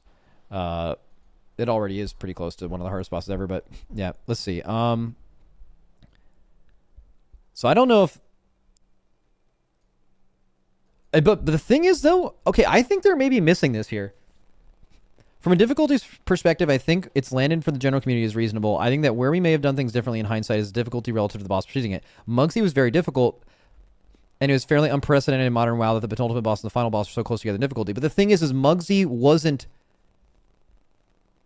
like... He says very difficult. Was Mugsy much harder than a second to last boss normally is? In the race, the answer is no. I'm not sure if that's true for outside of the race, but I feel like Mugsy is like, at least by pull count and what it felt like in difficulty, like pretty much right in line for where a second to last boss is. Like Tindral, absolutely. What was it in the last raid? Silken Court? Silken Court was probably harder than this. For most guilds at least. I don't know. I feel like... Or maybe people just hated Silken Court more. I don't know if... I think Mugsy is around where it should be for a second to last boss. And then he's saying the reason Mythic Galaxy felt weird is because they were close together in difficulty. But the thing is that Mugsy was about as difficult as the second to last boss is supposed to be, and Gallywix was nowhere near as difficult as an end boss is supposed to be. So I feel like the question has merit, and I don't really think they're answering it here. So we would have liked a little bit bigger of a gap between those two encounters. But Mythic Gallywix, I think, ultimately was a great fight for the vast majority of players getting there during Mythic progression. Outside of maybe the tippy top echelon of her. I don't. Okay, first of all, I don't think Gallywix is a great fight. I do think P1 is a great phase. I just think it's so hard to look at the end of that boss, bro. There are ranged classes that actually stand still for almost 5 minutes to kill that fight. And it's an end boss. You just can't argue that's a great fight, in my opinion. And that's coming from someone who probably had the single most fun of any person or group of people on the boss. Figuring out Gallywix without a dungeon journal was fucking awesome. My experience with that boss should be better than other people because, we got to do that. So it's coming from me. You just can't call that a great fight. There's just too much wrong with it. But again, I am the tippy top echelon of our rated community or whatever. I don't think the right words is I think it was a great fight. I just think basically, I don't think the vast majority of people outside of what he has referred to the tippy top echelon here, I don't think people hate Gallywix. In fact, I think there's people maybe relieved that it isn't that hard. I think that's fair to say. But I don't think it's fair to say it's a great fight, really, to be honest with you. That's maybe he's a lead. If I'm reading too much into this, but you're a coworker with people, you want them to feel good about what they did. If they did something, if it was the first time doing it or something, I don't even know who made the boss. But I think they're maybe trying to not be overly critical here, which is fair. Maybe they're different behind closed doors, but don't want to air them out publicly. Okay. We saw Mythic Gallywix had a completely different design compared to the heroic encounter and was almost completely a secret. What was the goal there? Yeah, so anytime we go into designing the mythic version of an end boss, we always bounce around the idea of what can we offer our highest echelon of rating players, something that is new from the lower typical versions of the encounter. We want that to both be a challenge. These are players who have devoted a huge amount of time and resources, our lives, to get to the end game of this game mode, but also as a reward. You're there to see something new that a lot of other players didn't get the chance to see through your skill and dedication to the game. So it's a great opportunity to be able to offer those players something that's kind of new and jaw-dropping, right, when they get to that threshold of the mythic end boss for the first time, which is true. This boss did offer that. We were the guild who got to see all this stuff first, and we, multiple times throughout the fight, were like, oh, that's really cool. Oh, that's really sick. Dude, the first time you saw the intermission, holy fuck, we saw it before we went to bed. That shit was hype. Genuinely jaw-dropping, actually. Let's see. The reorganization of the phases of Gallywix getting into his mech early in the mythic version of the encounter is a way where we can use some of those existing elements of the encounter and rearrange a puzzle, so to speak, so the players have to immediately recognize new strategies or a new approach to the encounters. So anywhere where we can use existing elements and aspects of the encounter and just immediately flip things on its head, require players to come in, tackle things from a new perspective, is always an opportunity we jump at for mythic. I didn't really get a lot from this. Here's the question. Why not do it in the new boss? There's nothing hidden from the new boss. There's almost no hidden spell data, which is usually where you'd find things for mythic phases. The boss is purely laid out in the journal. Even speaking to Ian at the thing when Dratnos and I were there, he thought I pitched to him the idea of wouldn't it be cool if basically there was no dungeon journal for anything on mythic, and basically the boss's mythic version of the journal is pushed when it is killed for the first time, and he thought that was sick. Obviously they were far in development already for this raid by the time we had that conversation, but if you're saying it's really cool that specifically you hid the mythic Gallywix journal by not doing it in this raid, are you you actually didn't think it was that cool? But although it wasn't about the fact that they hid the dungeon journal as much as they, for the first time ever, created an entirely different fight on mythic than normal and heroic. Usually the mythic version of a boss, of an end boss, is the heroic version that's been made mythic. That is not what Gallywix was. Completely different encounter. So maybe they don't, do they have to do that every time? No. But I'd be interested to hear this question being answered, and maybe the question needed to be asked better, but I would have loved to hear them say we liked the way that played out and we would do it again. I don't know. Looking back on Liberation of Undermine. One of the things that we had between different bosses in Liberation of Undermine was encounters that randomly assigned things, such as sticks or sprocket, versus encounters that were pre-assigned, like Gallywix. So the random assignment here is the sticks junk balls. What is the sprocket random assignment? Oh, like what color you are? Like it's just random every pull? Oh, drills? Okay, well, yeah, it's fine. Both. Versus encounters that were pre-assigned, like Gallywix. Oh, like you can choose at the beginning of the pull who goes and gets the thing. Mines? Yeah, but mines didn't have... Mines could have been pre-assigned, kind of, in a way, and they kind of were. Just, it changed a little bit because of the color thing. So colors in the mines are the same. What did you learn about having these different types of mechanics? This isn't... What do you mean, what did you learn about having these different types of mechanics? Literally every raid, ever, there are bosses where things are randomly assigned and bosses where they let you pre-assign them. That's been true since the beginning of this game. That's not anything new. But anyways, they ask, what did you learn about having these different types of mechanics? And it's a really interesting question. They've been doing this forever. And are there plans to lean one way or the other going forwards? Yeah, what is this question? He responds with, this is a really interesting question. That's not really true. I could talk about this one for a very long time. I think a great raid has a mix of both. A core part of raiding gameplay, does he mean raiding? In a World of Warcraft is the ability to continue tackling a challenge through collaboration, planning, and strategy. This is going to be a complete non-answer. Is there anything here? Yeah, this is... it's a complete non-answer to... I don't even... He just tried to say something that made sense with this question. Cool. We saw dungeon complexity difficulty decrease last season, which led to a lot of players seemingly having more fun. Recently, we've seen a lot of feedback from Mythic Guilds that the Mythic raid has been getting harder and harder and less fun due to ever-increasing complexity. That doesn't really seem true this raid, although One-Armed Bandit, yeah. Are there plans to kind of do a complexity decrease for the raid? Interesting. Good question. We've been listening to all the feedback that comes from Season 2. We're really glad that players are enjoying their time in Mythic Plus. The companion to do that, of course, is Mythic Rating, and there's probably some room to pull back a bit on difficulty in Season 3.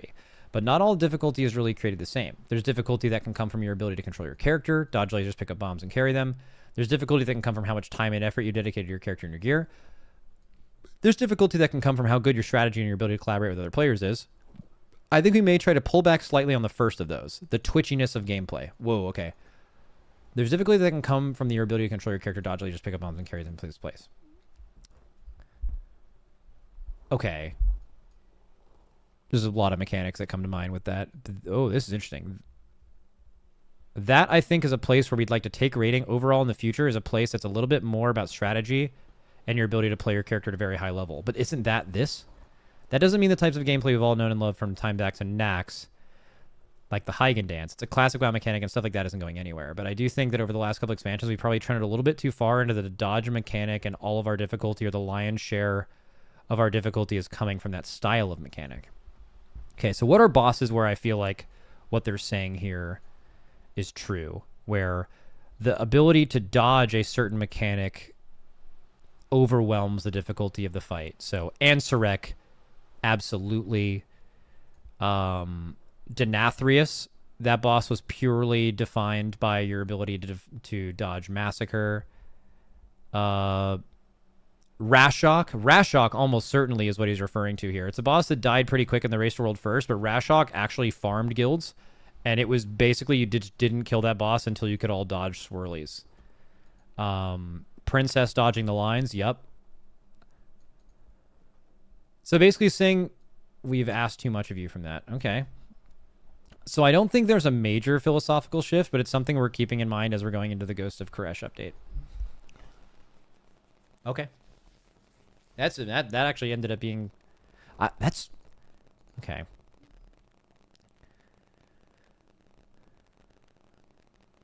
I feel like most of those things aren't a problem, though. Like, I think the biggest problem most people have with complexity in raids is, like, when a weak aura tells them to go to a spot and it's like actually really hard and takes a long time to do that, and it's just like the singular thing that you're focusing on. Like Brood Twister is the biggest example. Like things like that are like really annoying parts of difficulty. But I think most of the things I just mentioned, by the way, are not things that people dislike about raiding. All those mechanics we just mentioned are like, those were all on good bosses, and those were all fine. So it's interesting that they think that that specifically is a problem, other than just the general sentiment here of like, don't want to make raids continually harder and harder or whatever. It seems that mechanics don't give players enough time. Like for sprocket mines, you had to space them almost perfectly apart before the mechanic came in and blew you up.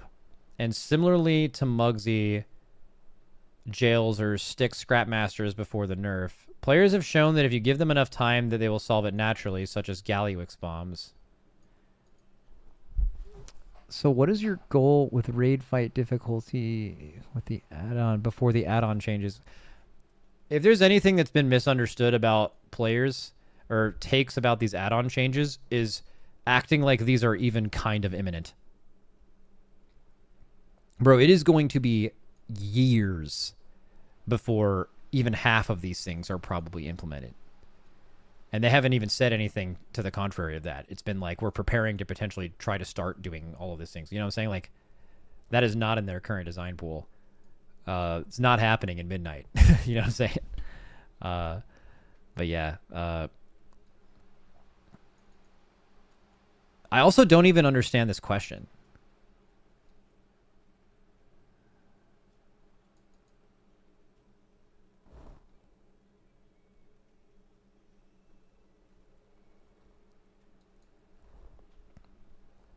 Okay, let's just read the answer. We often call this concept affordance. So when a mechanic goes out, we want to make sure the players have not only the right amount of time, but the right amount of visual and audio feedback in order to respond to a mechanic. Which I will say, that is something they have done really well this last patch. Kind of not talked about all the time because it's just like part of the game now. But the visual, how much more visual the game is in PvE, and like when you're going to take damage from something and like how big it is and stuff like that is way fucking better. I think they've done like a really good job with that. There are probably a couple places in 11.1 where we could have given more affordance to players to respond to, because as you mentioned in your question, players don't feel like they have the ability to respond to that. What scenarios would you say though? What are some examples in this raid where they don't give you enough time to do something? This is subjective, right? I mean, they mention sprocket mines. I don't think sprocket mines specifically. You actually have quite a bit of leeway, even on Mythic. Mugsy jails, I think, are kind of tight. A little bit. I think it maybe is close to being pretty fair. Sticks. What did Sticks...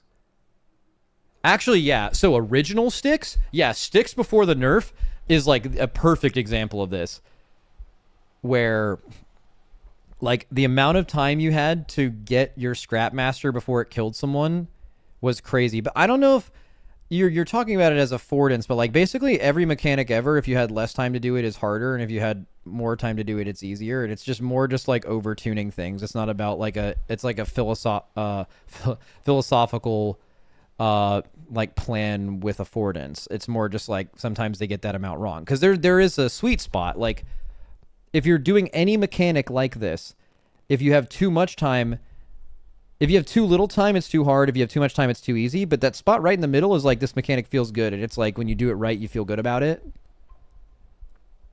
And not, but if it's way too easy, you do something and you're like, well, that happened, and I'm kind of annoyed I got picked by it. But you know what I'm saying? Like there's a sweet spot to design all this stuff.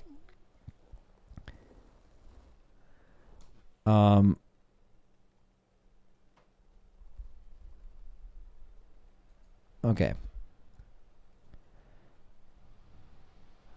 We're going to be playing very close. He didn't really answer anything here, but that's fine. That's awesome. I know you guys have been responding feedback well with Brood Twister and Nearbar Palace. That was a private aura at the start, and everyone was like, oh god. And then you guys fixed that. So that was awesome. That's a thought I had in this raid. So there's an end boss mechanic where a bunch of people get like pounded into the ground. And then on Mythic, there's something called reverse. It's like reverse gravity. And basically there's a certain amount of people that will have that, and it's a bigger radius, and like the other people need to get into, if you have the regular one, you need to like spread out in the reverse thing, but potentially not cleave each other.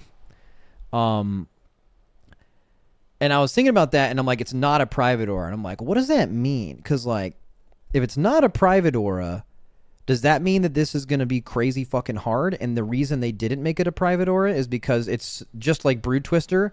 This is so difficult that we need to let you use a weak aura for this? Or is it not a private aura because they think it is so easy that it won't matter? You know what I'm saying? Like, it made me think about a mechanic, and I'm like, that's something you could assign. But yeah, just say fire rat cages. It's not fire rat cages. Fire rat cages, one went out, or they both went out, and one had a shorter duration than the other. And the people with the longer duration had to be ready to move on to the people with the shorter duration. These have the exact same duration, so you're doing them simultaneously.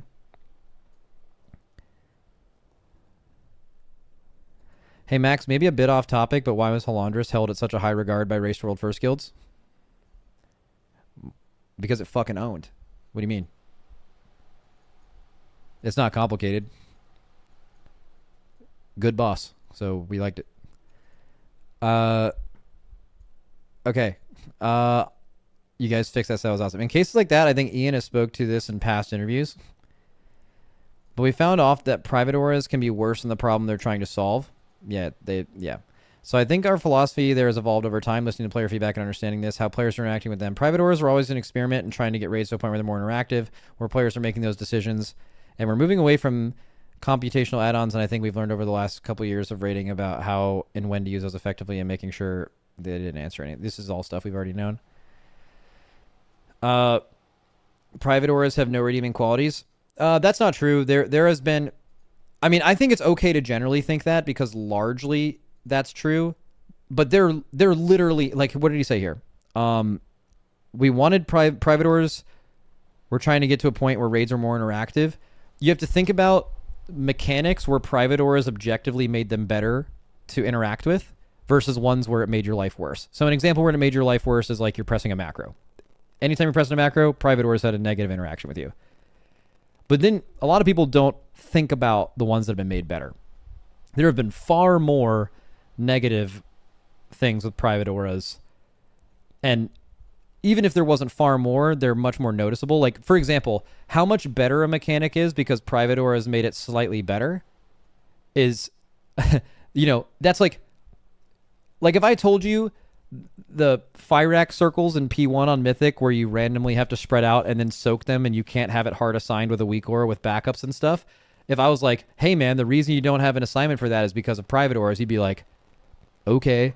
And truly, it's like, it is slightly better. It is a slightly better mechanic because you YOLO it. It's more fun.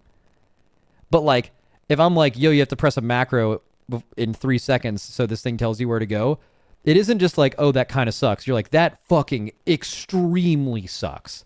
So it's like the bad ones, even though they don't hugely like outnumber the good ones, it's just the good ones are like, okay, this is slightly better. And the bad ones are like, this is the worst thing ever. Bad is so much worse than the good is good. But they have there's 3 mechanics I can think of, which is not a lot, where the boss and the mechanic were better because a private aura existed. So there was some use that has proven to be like positive. It's just obviously the negatives vastly outweigh. Okay. We haven't really explored the communication or information asymmetry mechanics that are relatively prevalent in other encounters, such as Mechator colors. These mechanics technically wouldn't need add-ons. So are there plans to use these types or explore these types of mechanics again with all the changes coming to add-ons? So another way to look at this is like, think of Brood Twister. You had a weak aura tell you that if you got an orange marker over your head, you go to the orange thing on the ground, or it tells you to go to orange to soak those eggs. What he's saying is like, there's been bosses in the past where like the Brood Twister version of this thinking would be there's 8 things that go out, but they're all different colors. And if you get a red one, you go to this spot. And you can build the weak aura kind of into the game. He's asking, could you potentially be doing that with the removed add-ons? He says the short answer is absolutely, and I'm going to stop right there because I imagine the rest of this is not super insightful because kind of the answer was obviously going to be yes. Oh, we have an add-on here. Yeah, no, that doesn't matter.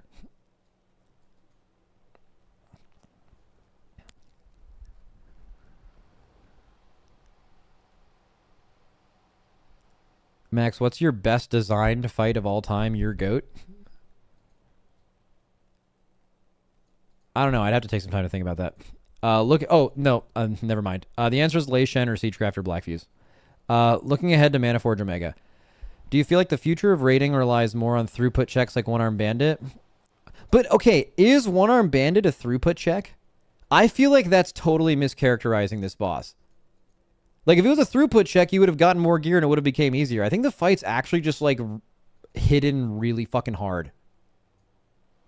Like, it's just simply not a throughput check. It is just hard. It's just a really hard boss. There's a lot of things trying to kill you all the time.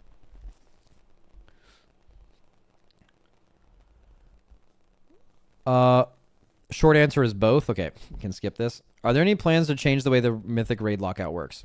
We've talked about this a lot. I want to, let's see. We would love to hear feedback. Communities really form. We've talked about this on the podcast, but basically the short answer is we believe that the Mythic lockout would, like, more people would interact with Mythic, and it'd be, there's so many clear issues with the Mythic lockout, but the reason Blizzard won't move off of it is because you, in some ways, are forced to socialize to do Mythic. They, it will somehow is keeping the social fabric of the game alive. The thing that people have liked since Classic, that like you have to like interact with people. And maybe you don't really want to, but once you're forced to, you make friends in this game, and this game is just more fun with friends. What a lot of people want is like the Mythic Plusers playing this game basically as like solo queue right now. I don't really need to play this game with friends. I can just kind of just log in, find a group, and just game if I want to. And there are good parts of that. But I think what Blizzard is terrified of is if they remove the Mythic lockout and they make everything really easy to do just as a solo player, is there's less reasons for you to be forced to socialize. And then less people are playing this game with friends, which means less people are having fun playing this game, which means the game is worse. And this game basically just becomes solo queue simulator, which is not an MMO. And I think this is one of the few things that is working to keep that, even though there's clear friction and downside to it. That is our tinfoil as to why it seems so obvious that this sucks and they should fix it, and that's why they never will.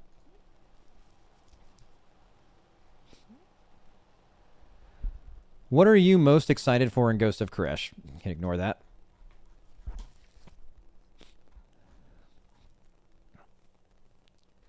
Let's look at the first part of the first interview here.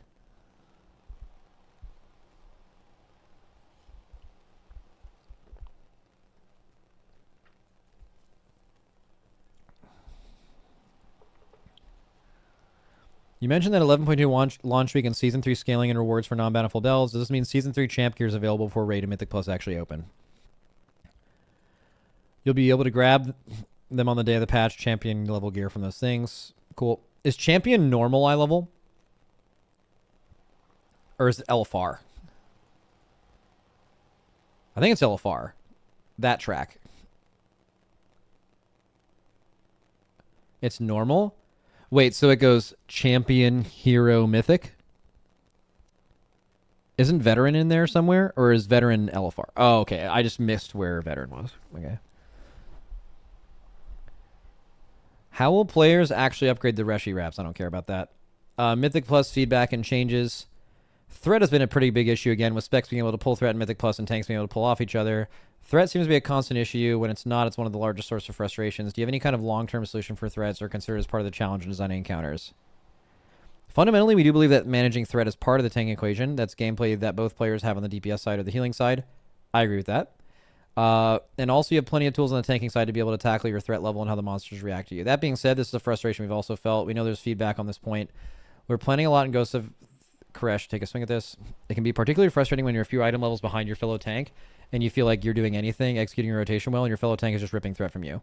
Or if they're just better than you, right? Like that can happen if a tank is better than you and they're doing more damage. Or if you guys are just as good as each other, and regardless of eye level, another tank just is really bursty and can pull threat from you really easily. That's really common.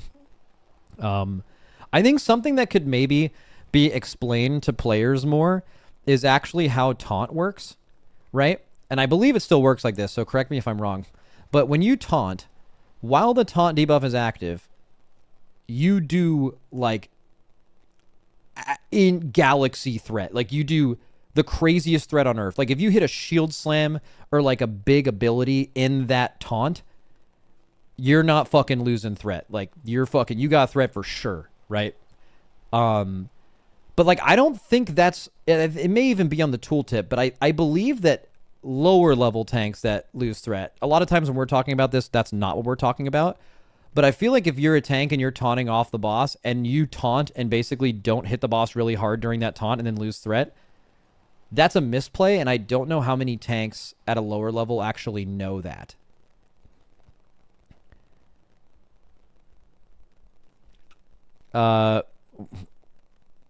Taunt is only one target, though. Nobody really loses threat to bosses. They absolutely do. A tank, two tanks in a random guild that could just have a big skill difference or class difference between the two, and one of them doesn't understand that, and when they're taunting off the other player who is better than them, and they're not actually hitting the boss hard during the taunt, and they're losing threat, that is a reason why. Not the or only, but that is absolutely one of the reasons. I used to do tank coaching back in the day, like many, many years ago. And one of the common complaints is like I keep getting threat pulled off of me, and if you watch a VOD of them, that was happening every fucking time. Now, obviously, people have gotten a lot better in the last like 7-8 years, but like, bro, it is extremely common on the lower level, right? Which is what we're talking about. Now, the one you guys are talking about with Mythic Plus is like you're doing AoE threat and a class DPS class pulls off of you. My stance on threat is you should not just be able as a tank. I think threat should exist, meaning that threat not existing means as a tank you just have threat naturally. I think that's lame. I think if you are hitting your buttons on cooldown and like AoEing, you should have threat if you're in range of targets. I think if you're kiting, you should lose threat. And I think if you're like doing a really suboptimal damage rotation, you should lose threat because you should be incentivized to do a remotely correct rotation, which as a tank is not fucking hard. It's usually spamming like an AoE ability when it comes off cooldown. But I also feel if you are playing correctly as a tank, you are not kiting, you are tanking the mobs, and you are hitting them decently well, you should literally never lose threat to a DPS, ever. But I still think all the other things should be true, too. What we don't want players to feel is that they're doing everything within their power at a reasonable item level, and the encounter is harder because their fellow tank is ripping threat off them. He spends a lot of this talking about fellow tanks ripping threat off that. A lot of conversation about tanking threat I think almost all of it right now is actually Mythic Plus, so this is going to miss a lot of players because they're not talking about losing threat in tanks. But at lower level players, this is a bigger issue, and that's probably the majority of players in general. But Mythic Plus tanks are working on their own and losing it to DPS. That's more of what they're referring to, not the ripping off of tanks. Like that's, for example, that's something that happens a lot in like maybe Heroic Raid rather than Mythic. But again, way more fucking people do that. So it is a larger problem, just maybe not one that you experience if you are listening to the stream. To add to that as well, I think Taylor's point of it being important that you're not ripping off a tank 30 or 40 seconds into a pull or whatever. Whatever number doesn't feel right here, but there is still some gameplay here having the tank gather some mobs. Wait.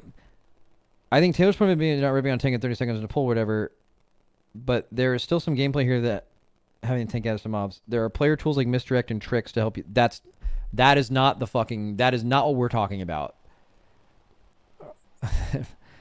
Okay. Coming into season 2, it seems that dungeons were kind of actually that is kind of interesting. If you think about it, like misdirect and tricks, I think are things that we look at and we're like, you should not need misdirect or tricks to get threat. But like, I could see Blizzard being like, the only reason that these buttons exist and should matter is that they do help you get threat sometimes. Like for example, when there are seasons where rogues and hunters are meta, you actually have way less threat problems. Maybe there wouldn't have been one because of current class design. Maybe there's not someone who bursts hard enough or tanks do enough damage where it wouldn't matter. But like, I wonder on some level if Blizzard actually likes the fact that things like that exist in the game. That sounds like a super dev answer. They'd be like, well, if you're having problems with threat, maybe your best Mythic Plus comp actually includes a fucking misdirect in it. Which I think like most high level players would fucking vomit instantly upon hearing because all they care about is damage. But like, that is very interesting. It's really about sustained threat where I think we see a problem currently in our discussions, which is true. And there's some core let the tank gather mobs gameplay that we do like. Okay.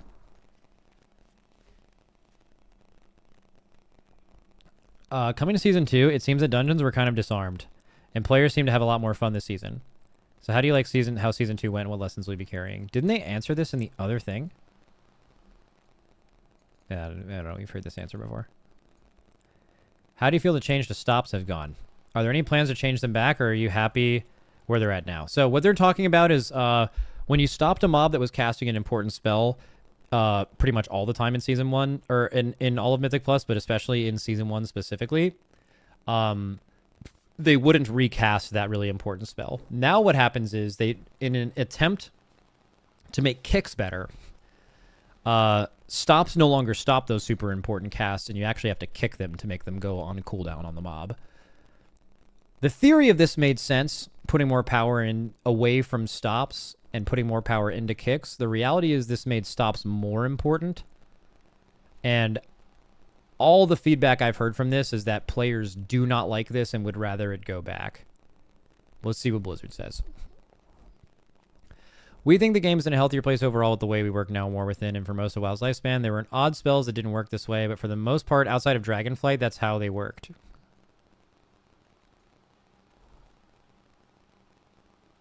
Is that true?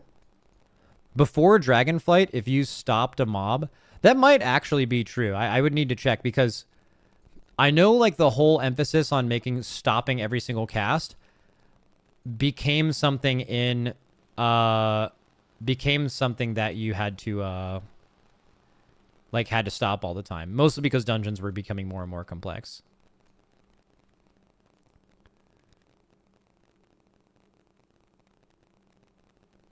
It's how it is in MoP Classic if you want to go really far back.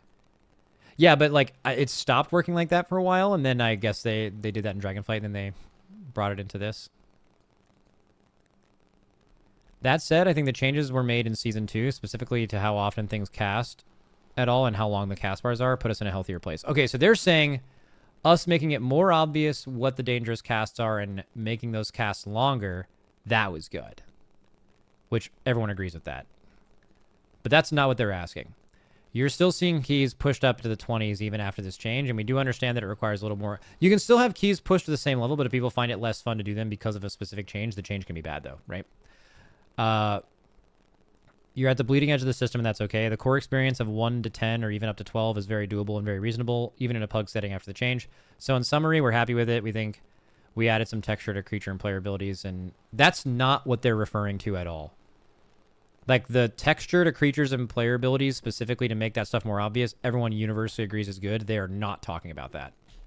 So they either misunderstood. I think they may have misunderstood the question, or maybe the question wasn't as clear as they should have been.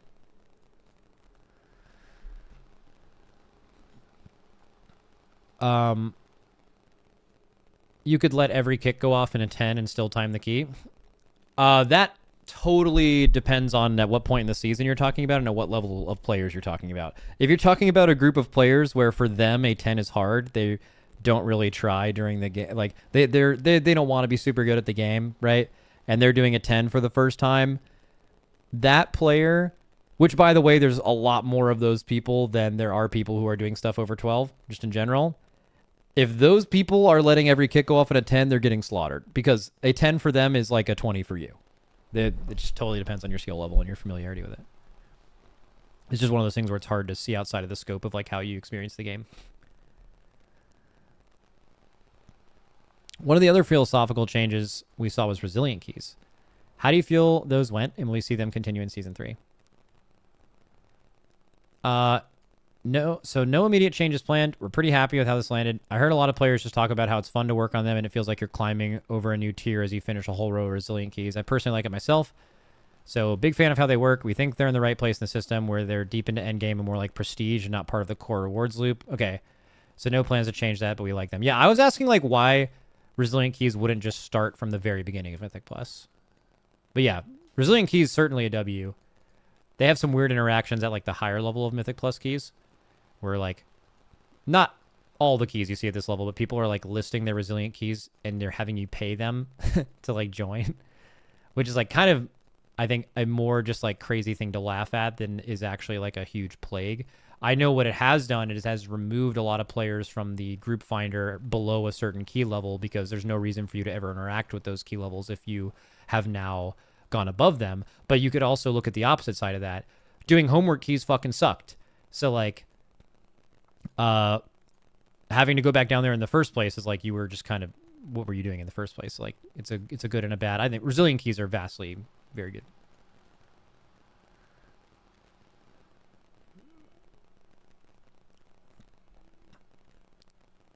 I think Resilient Keys certainly shouldn't be removed, and just like most things, if they can make it better, they should. But Resilient, good. How do you view players who need on every item in looking for group, or just sell them for gold? Are there any plans to address this? We're aware that this is a problem. There's been a lot of feedback. It's definitely something we've seen as well while playing the game. We understand that anytime a player is in a difficulty, they go to the difficulty in a certain social contract, and players who are in LFR together or group finder modes often don't come into those modes with a lot of social contracts. So it can be frustrating to see that item drop that you really want, another player make off with it or selling it to the highest bidder. We don't have any plans to announce it right now, but it's something that we're actively taking a look at. Yeah, it's weird. Like, I don't really know how you solve that. I mean, they have it to where, like, if you have the item, you can't need on the item. Or if you have that item at, like, a higher eye level. But it's like, if you don't have the item but you don't want it, you can roll need on it and then just, like, sell it to people. And that's just corny. Like, that's definitely bad.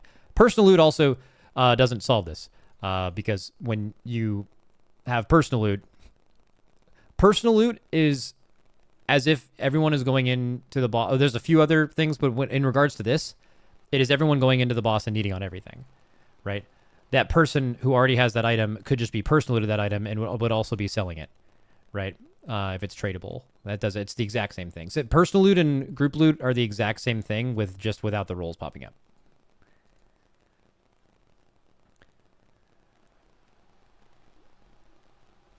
But yeah, I would say selling loot that you don't need and rolling need on it just feels like whatever system they have right now isn't working. That is certainly a problem, and hopefully it's not super widespread. Sounds like it's widespread enough for them to be aware of it, but yeah, that's corny for sure.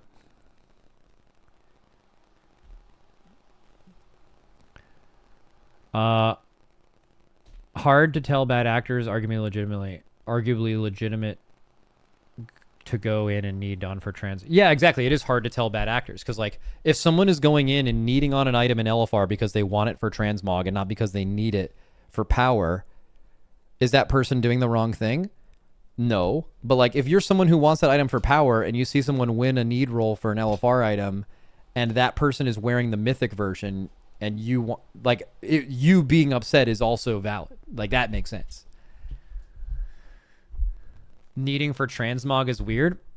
Interesting. What if someone's goal in the game is to get as powerful as possible, and then someone else's goal in the game is to actually make their character look sick and collect, and they're a collector and they want every transmog? Who determines, like, who actually needs the item more? You could absolutely argue that like both people want it for the reason that they play the game, right? Is power more important than transmog to that person? No. There's so many collectors in this game.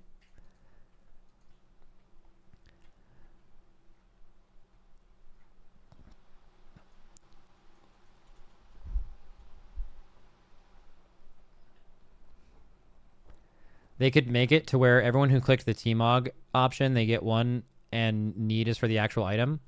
Ooh, I kind of like that. Like, basically, when an item drops, you need, if you actually need the item, and you hit the transmog item, and for all the people that rolled transmog, it will, like, roll between you for, like, just a pattern that will let you learn the appearance without actually getting the power from the item. Some shit like that. And you have to choose one or the other. Bro, am I cooking right now? That might have been a cook.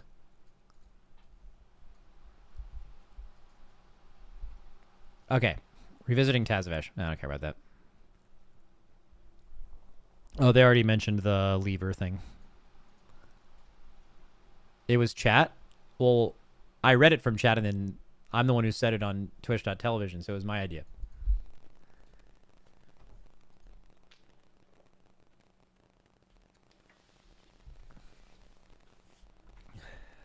That was such a good idea by me. Holy fuck. Holy shit.